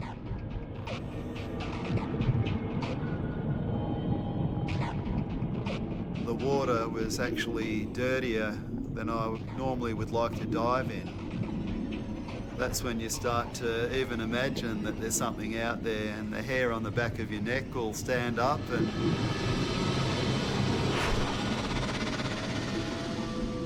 a seal or a school of large fish go past you, and all of a sudden you'll start to think, okay, I wonder if there's something chasing them. Surprise is the great white's best tactic. Stealthily, the hungry animal closes in on its next meal. Seals are very cognizant of sharks being in an area, and it's not unusual to see them haul out under those circumstances. Unlike the seals, Eric hasn't yet picked up on the shark. I sort of wound my way around the boulders and the kelp and just sort of hugged the bottom. And after an hour, I filled up my first bag, and I sent that bag up to Mark.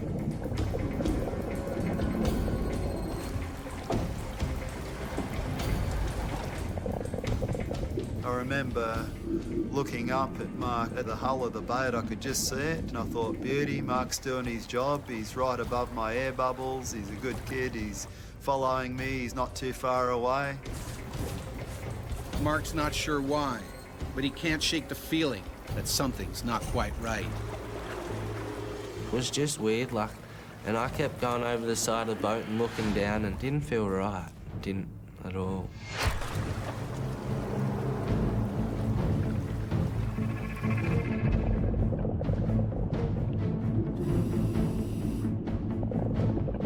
I was getting into cruise mode.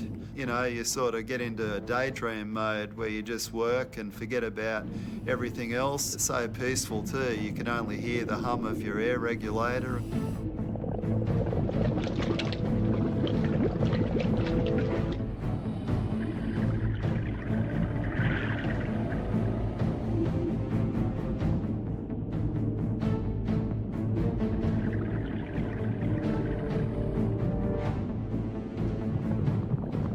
Humans wearing a black wetsuit are doing a pretty darn good job of making themselves look like a seal or a sea lion.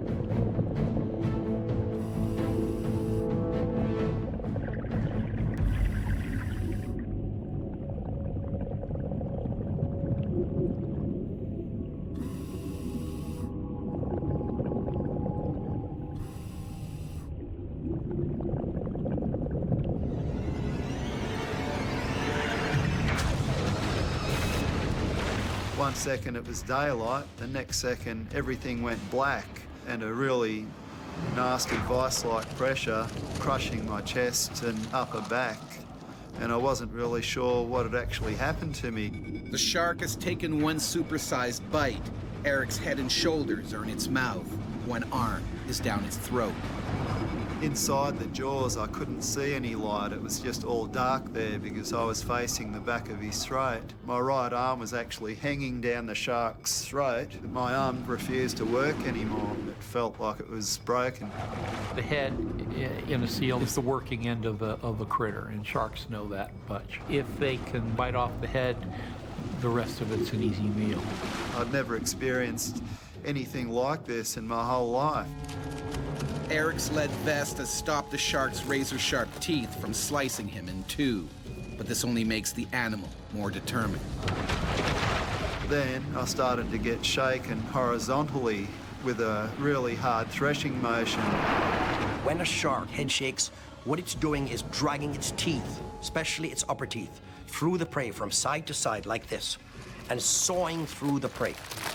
By thinking, oh, is this the end? Is this what it's like to die? I was actually getting eaten alive.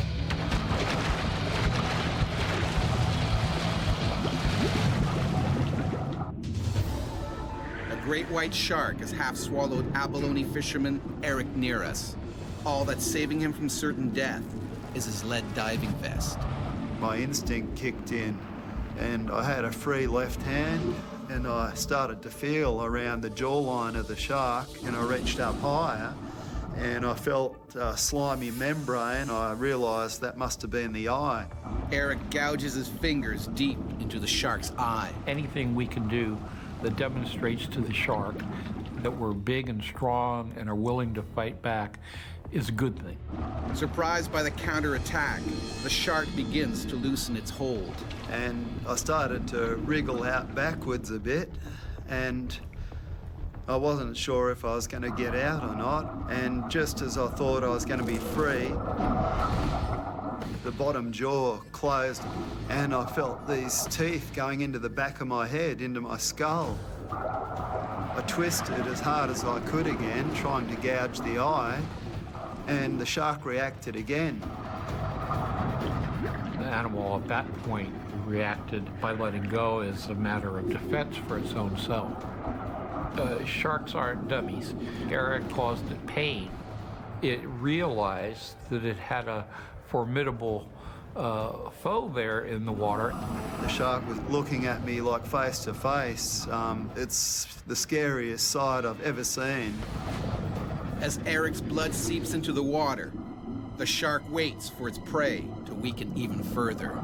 The white shark will bite and let go its prey to cause exsanguination, leaves it to bleed to death till it gets weaker, and then it comes in to finish it off. You really think your time's up. You think, okay, it's got me. It can fly into me and finish me whenever it likes. When you're in a situation where you feel you're going to lose your life, you get a few thoughts that flash through your mind. And I thought about Mark. He'd never see me again. And I knew the mental effect that would have on a 16-year-old. Sort of tried to calm myself down, and I thought, well, if I panic, I'm only going to be dead anyway. Eric is faced with a life or death decision. Swim to the surface, or try and hide from the shark somewhere on the sea floor. The water was going a dirty brown colour around me from blood loss. Blood attracts sharks, and that's when I made the decision that I was going to go to the surface. And as the shark slowly circled me, I spread my legs and arms out a bit so it could see that I wasn't a seal. I was something, you know, different to what it normally would eat. Eric heads for the surface. It's a gamble that could cost him his life. If the animal reacts to the sudden movement, Eric's finished.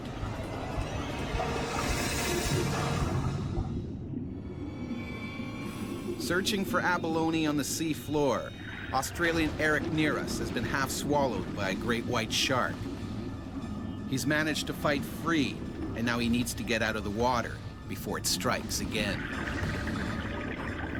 Those marble dolls with the black painted eyes, a glossy black colour, that's the colour of those sharks' eyes, just a dead black. And when you've got those eyes on you, and they're only like 1 to 2 metres away, it makes you feel very small indeed. It really had a tough job holding back the fear.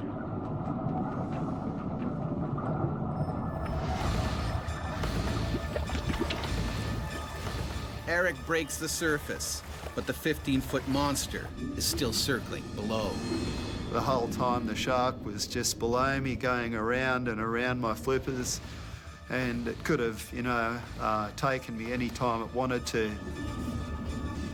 The shark didn't want to just rush right back in because the last time it did that, it didn't have a pleasant outcome. Dad? I'm coming! All Eric wants is to get out of the water fast.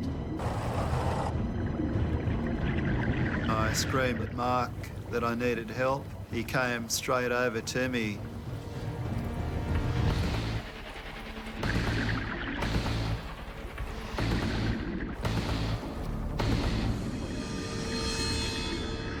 Eric makes it out alive, but his wounds are horrific.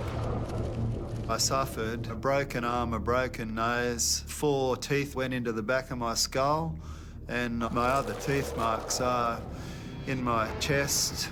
So thank God for that lead vest, or I wouldn't be here now. Eric tried to return to abalone fishing, but fear kept him out of the water. Now he works on dry land as a security officer.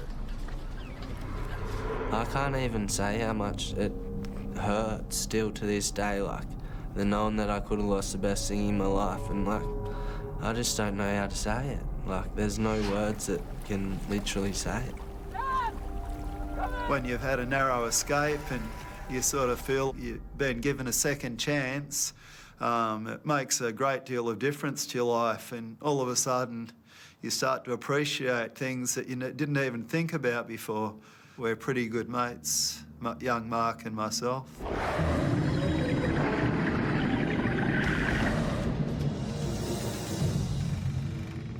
Ever since people first ventured into the seas, we have been afraid of the monsters that lurk below.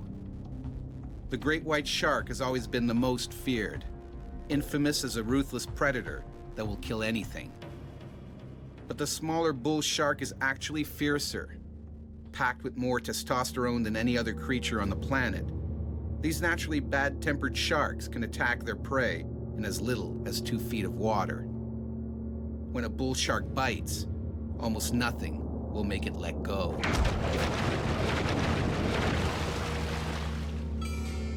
In the summer of 1916, a horrifying series of shark attacks shocked holidaymakers in New Jersey.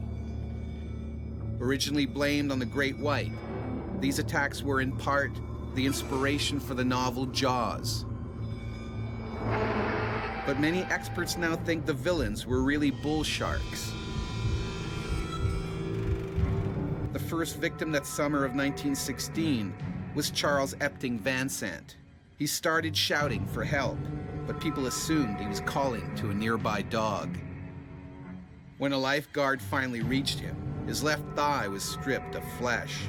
Van Sant bled to death before reaching the hospital. The Coast Guard was sure this was a freak accident, so beaches remained open. A fatal decision. Just 5 days later, a second killing. The ocean turned red when a hungry shark went for Charles Bruder. It bit his right leg clean off. Bruder bled to death before he could be rescued. The next attacks were even more terrifying.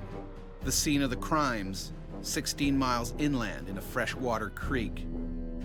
12-year-old Lester Stilwell was playing in the water with friends. They noticed what they thought was an old log in the water. It started swimming towards them. Suddenly, the shark pulled Lester under, and he never surfaced. A man entered the water to bravely search for the boy's body, but he too was fatally wounded by the bloodthirsty shark. Experts now know that great whites can't survive in fresh water, but bull sharks can. Bull sharks may actually be responsible for many more attacks than previously thought. Chuck Anderson knows just how aggressive a bull shark can be. When training for a triathlon in 2000, he was savagely attacked by a bull shark, an attack that changed Chuck's life forever. He was just freight train. And even though I hadn't seen it, I knew exactly what it was.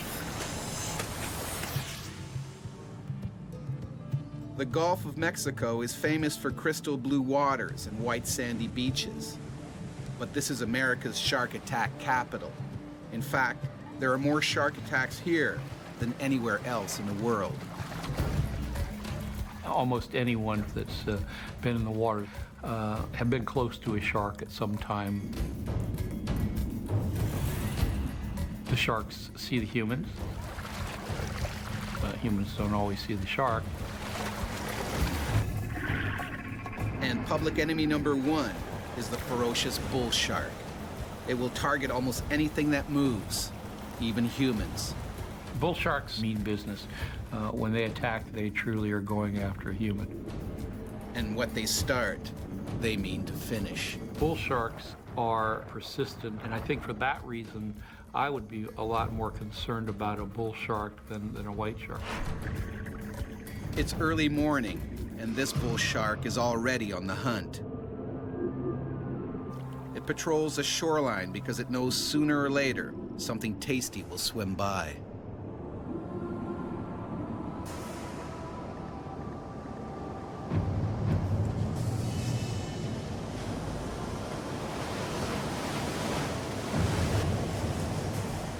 Chuck Anderson, a former football coach and father of two, is training for a triathlon. Today, he intends to train in the ocean. He is joined by a friend, Richard Watley, and four-time Hawaiian Ironman champion, Karen Forfer. I was very honored to be swimming with Karen that day. She was such a good swimmer, and the male ego of keeping up with a 64-year-old lady kind of kicked in automatically. The swimmers know there are sharks in these waters, but they're prepared to risk it for the love of their sport. I always was a little bit leery when I got out there. I was constantly looking around and that sort of thing, but still in the back of your mind, it was kind of always there. And I remember thinking, gosh, I was a little bit nervous out there that day. Picking up on the erratic movement in the water, the bull shark moves in closer to investigate. Humans are not a natural part of the sea. As a result, we as humans are engaging in provocative acts simply because we splash so much, we make so much noise, we do so many other things that are attractive to sharks. Chuck's friend swims alone in a deeper water, where there is less of an undertow. Karen and Chuck, however, feel safer sticking together closer to the shoreline. A decision they will soon regret. After 5 minutes, Chuck finally gets into a groove. His mind is now focused on outswimming Karen. Then we got to a place that I knew were an old set of piling. Pier was built there and it blown down during Hurricane Frederick back in the late 70s. That's essentially an artificial reef. First, various invertebrates grow on the piling, then fish come to eat those invertebrates, then bigger fish come to eat those, and then sharks come to eat those. And so it's a natural area where, as a shark, one would go to find food. Unwittingly, the swimmers have now entered this shark's natural killing ground. Karen kind of went ahead of me.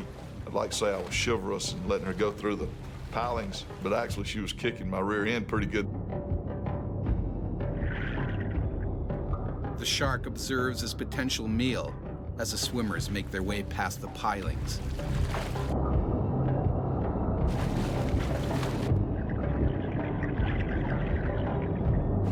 I remember looking at my watch, and it was 6:38 a.m.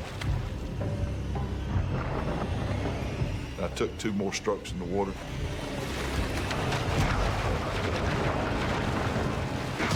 It nailed me. Felt like a linebacker getting run over by a fullback. He just freight trained me. He hit me and knocked me out of the water.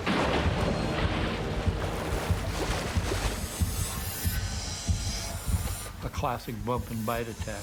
The shark was getting a feel for the size and the power of whatever it was going to bite. And even though I hadn't seen it, I knew exactly what it was. I felt like he knew that I was out there in his territory, and he wasn't very happy about it. My big fear was that there was more than one. There was a school of sharks, and that I was in real trouble.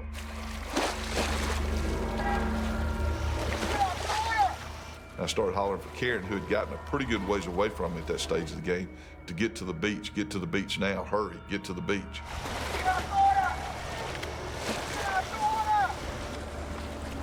Karen races to shore, but Chuck is too far out. He's on his own.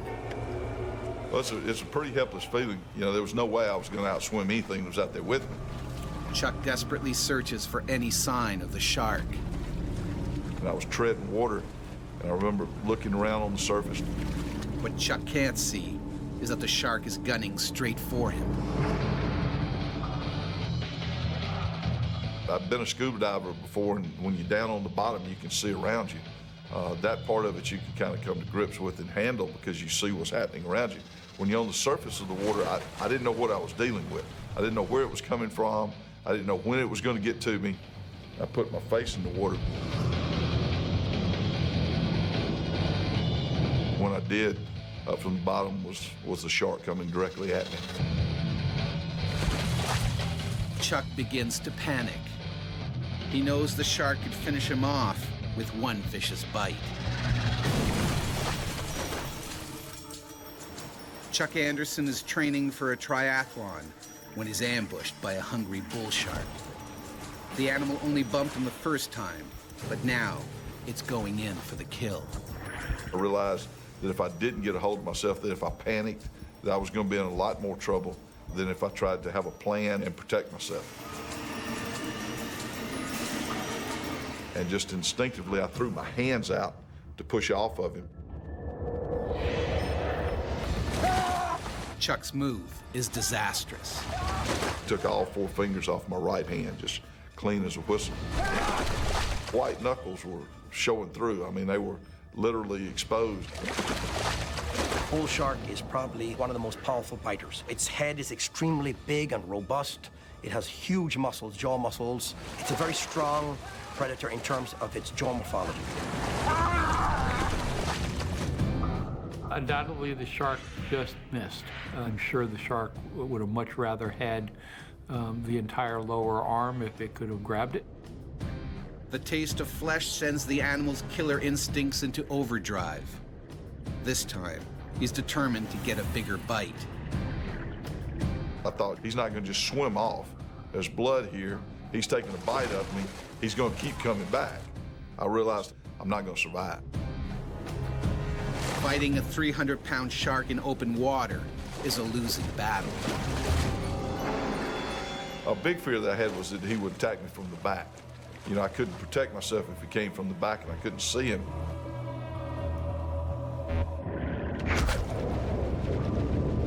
That's when he hit me, and I remember kind of losing a little bit of my breath. He hit me that hard.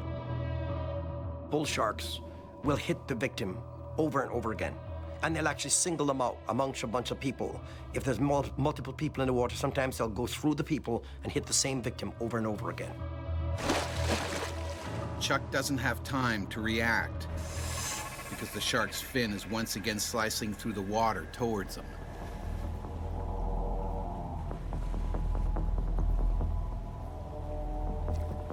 Everything goes in slow motion. You're kind of in a fog, thinking it won't ever end. It's just a strange, eerie type of feeling. My kids kept coming to mind, and I just couldn't imagine ending my life without being able to tell them I love them. I remember thinking if I was going to survive, I had to get mad. The shark opens its massive jaws and drags its prey into the deep. As I pushed off of him, he actually latched his mouth onto my right arm and took me immediately down to the bottom, 12, 15 feet of water. He started doing the gnashing, the feeding frenzy, just threw me around on the bottom of the Gulf like I was a rag doll.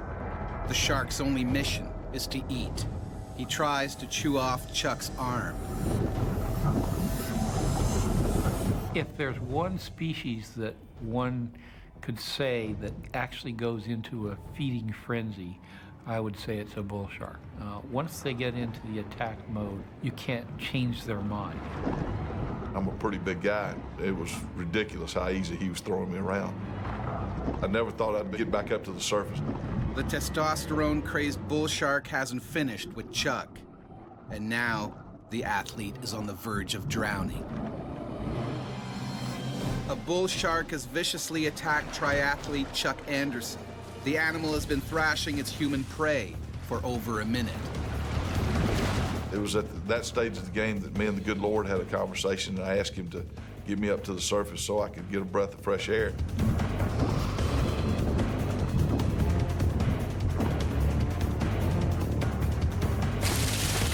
And all of a sudden I felt my heels dragging on sand. Now the shark's dragging him at high speed towards the beach.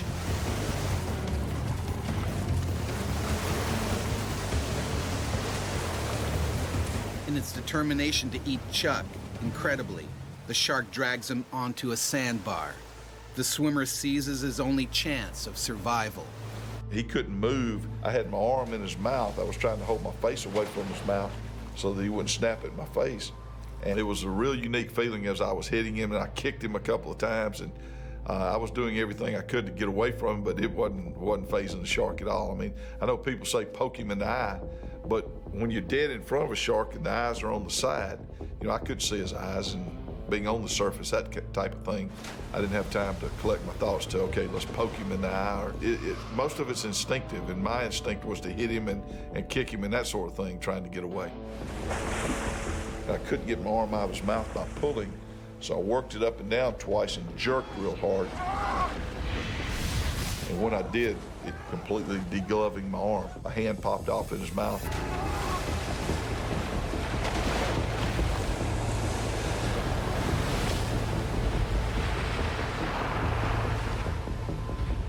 There really wasn't a sense of, oh my gosh, I've lost an arm. It was more of a sense of, oh my gosh, I survived. You know, I'm very fortunate. I should be dead. The shark has lost the battle. It waits for the next wave and propels itself out to sea. Couldn't get a helicopter in to pick me up and take me to a trauma unit. And so I remember one paramedic turned to the other and said, man, if we don't get him to the hospital in the next few minutes, he's gonna die. And I thought, whoa, time out, hang on. That's not an option here now. I thought I was fine. And the guy said, Coach, you're blue, you're losing blood, we can't stop the bleeding. If we don't hurry up and get you to a hospital, you're in real trouble. And I thought that was the first time that I really had time to think about the fact that I might die. And that was a real scary moment. Chuck is rushed to the hospital, where what remains of his arm is amputated at the elbow. I was halfway to the hospital before I ever really came to grips with the fact that, hey, you don't have a right arm anymore. And I promise you it's not going to come back. Despite the tragedy, Chuck Anderson is determined not to let it ruin his life. Just 10 months after the attack, the father of two competes in an able-bodied triathlon and wins. My kids were on either side of me, and we crossed the finish line together. And, geez. And I was proud as his dad that I could show my kids, if you work hard enough, you know, you can do whatever you want to do.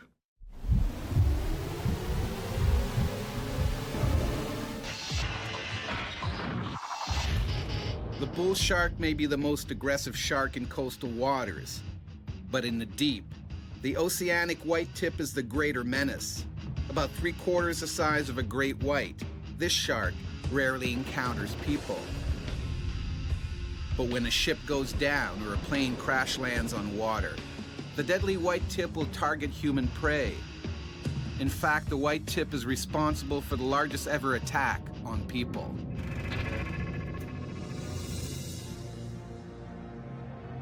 Just after midnight on July 30th, 1945, the Japanese torpedoed the USS Indianapolis. The battleship had delivered the first atomic bomb and was on a new mission in the West Pacific when it was hit. Of the nearly 1,200 sailors aboard, 900 are thought to have made it into the water alive. Sharks were most likely drawn to the wreckage by the sound of screaming, splashing men. The white tips went into a feeding frenzy. The men's horrific ordeal lasted 5 long days. By the time rescue boats arrived, more than 500 sailors were missing. Many had been devoured by the hungry sharks. Although the bull shark and the oceanic white tip may be more aggressive, it's the great white that has entered popular folklore as the ultimate ocean-going serial killer. Its size and power mean it will always be seen as the most terrifying of all sea creatures. In 1830, Joseph Blaney was attacked by a great white while he was fishing off the coast of Boston. The shark capsized Blaney's boat and pulled it right under, with the fishermen still in it. The boat resurfaced, but Blaney was never seen again. 130 years later, during a spearfishing competition, Australian Rodney Fox was attacked by a great white. It's one of the worst shark attacks anyone has ever survived. I was hurled through the water faster than I could swim. It was right at the edge of my life. I was in really big trouble.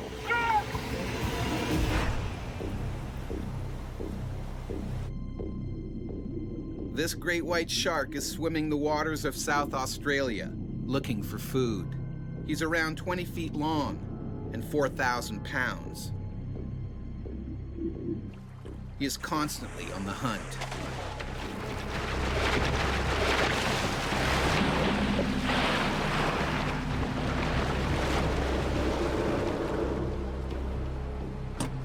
And as Rodney Fox knows, it will eat almost anything that moves.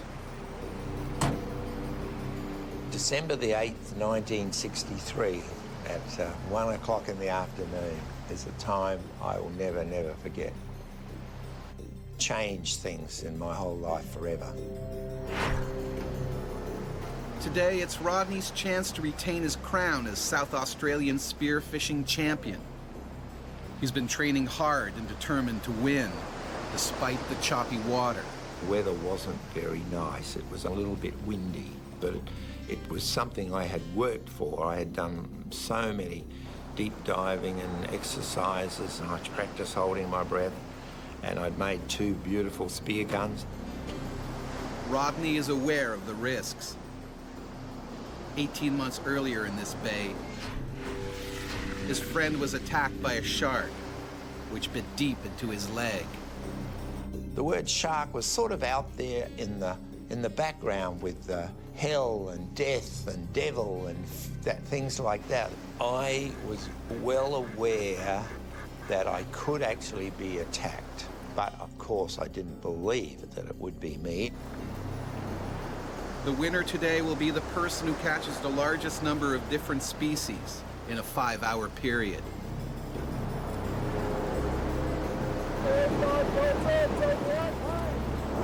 The gun went off and everybody raced towards the shore. And I knew that I had to work harder. You didn't get the fish on the surface. You had to be down there with them. You had to approach them in such a way where they didn't think you were an aggressive attacker, and then you would slowly bring the gun around and sneak up on them.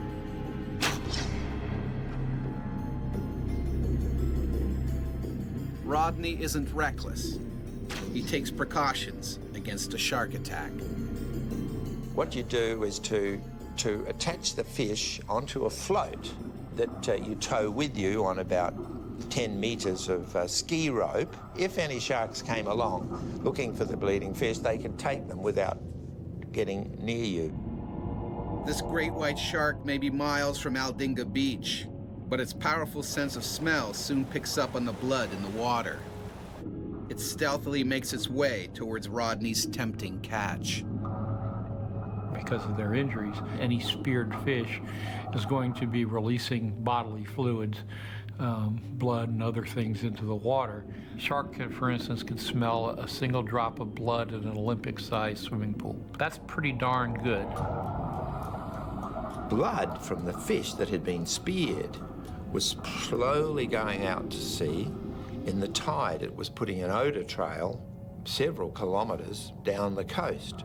The blood, the struggling fish in the water, any electrical charge it picks up or anything like that, the shark would be attracted to that and probably swim upstream to find it. I was so focused on doing well and looking for fish that I couldn't really think about anything else that might happen.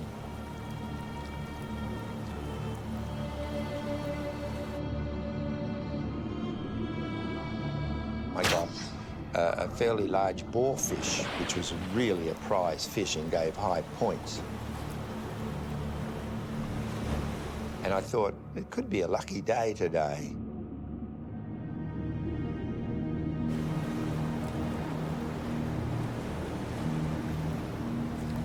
After almost 4 hours in the water, Rodney comes in to weigh his fish and assess his chance of winning.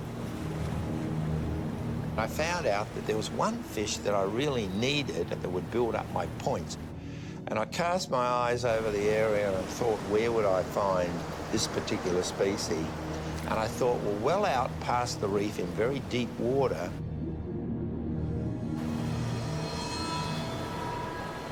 Rodney heads back into the ocean, past the reef.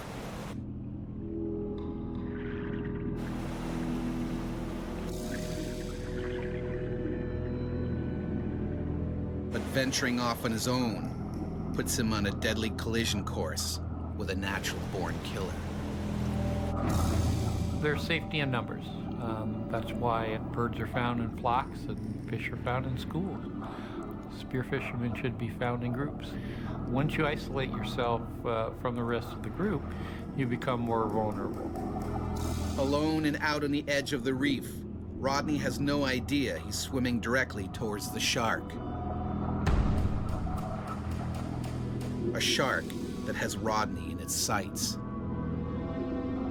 Humans aren't denizens of the sea.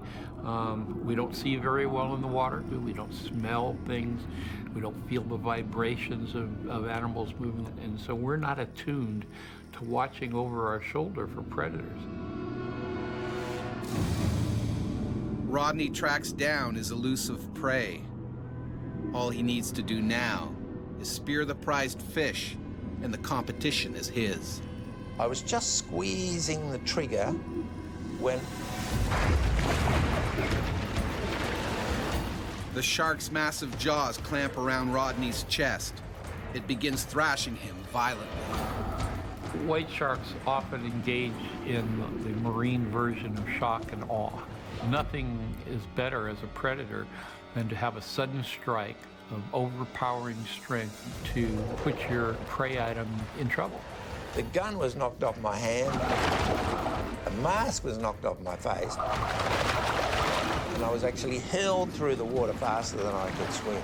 I don't know why, but I thought, oh, I've been hit by a train. And even though I knew I was going fast, I have this memory of the shark's tail slowly going through the water. As the shark drags Rodney deeper and deeper, it uses its razor-sharp teeth to try and sever his body in half. The great white shark has broadly triangular teeth that work just like a steak knife, but in tandem, it's like having a big saw. The fear of dying overcomes the fear of normal pain. The adrenaline that is raced into your body gives you special powers to be able to think and do. And as I was being forced through the water, it said, gouge its eyes, gouge its eyes. Rodney reaches around the 2-ton beast and digs his fingers into one of its eyes. Miraculously, the animal lets go.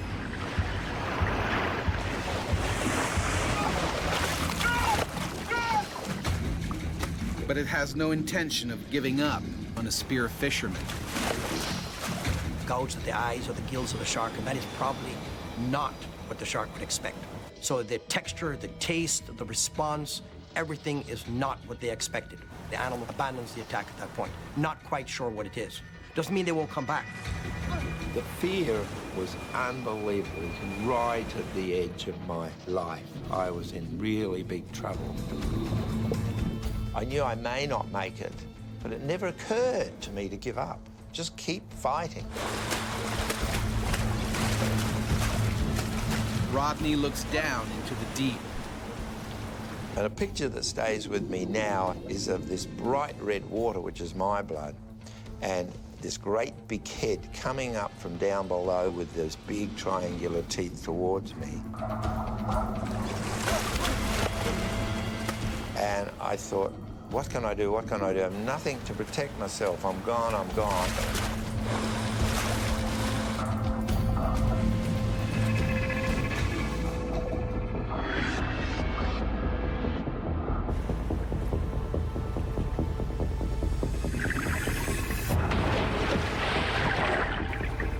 The shark turned, and instead of going for me, swallowed the whole fish float with the fish.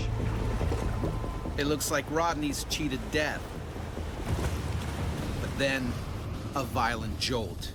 He's still attached to the float, and the shark dives and pulls him under. I put my hand on my stomach trying to find the catch, but it must have swung all the way around. I couldn't find it. Rodney is quickly running out of oxygen. He can't hold his breath any longer. Those were the last few seconds that I was going to have of my whole life. In Australia, spearfishing champion Rodney Fox has been savaged by a great white shark. He's survived the first onslaught, but the shark has swallowed Rodney's fish float, and the float is still attached to Rodney. As I was being dragged down, down, down into the water, I'm running out of air, and I thought, I'm gone. I can't hold on any longer. I'm going to have to breathe water and drown. With no hope, Rodney gives up the fight. The shark has won. Then, the line snaps. Instantly, I thought I have more chance. I've got life. I can make it to the surface.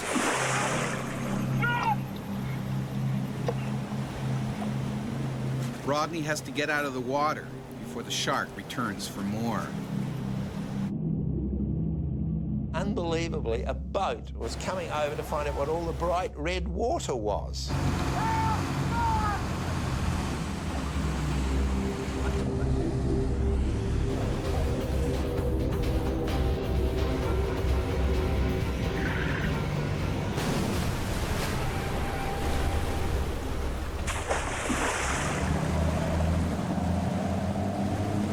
Rodney has only just escaped with his life, but his injuries are horrific.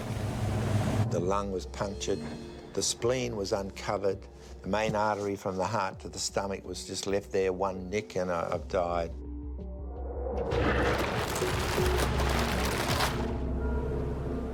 Rodney has cheated death, but before long, the champion spearfisherman returns to the water. Sharks came at all angles from me. The little glistenings of the water turned into sharks. And I remember saying to myself, if you don't control this, Rodney, you're going to be no good. And I had to shake my head and get rid of the sharks and turn them back into little glistening things again.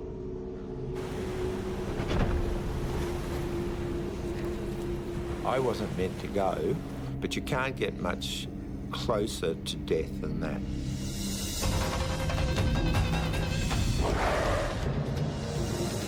There are over 375 species of sharks swimming the world's oceans. But despite their fearsome reputation, only 4 target humans. Shark attacks are very rare. Fatalities, more so. But when a killer shark has us in its sights, it's the shark that rules the ocean.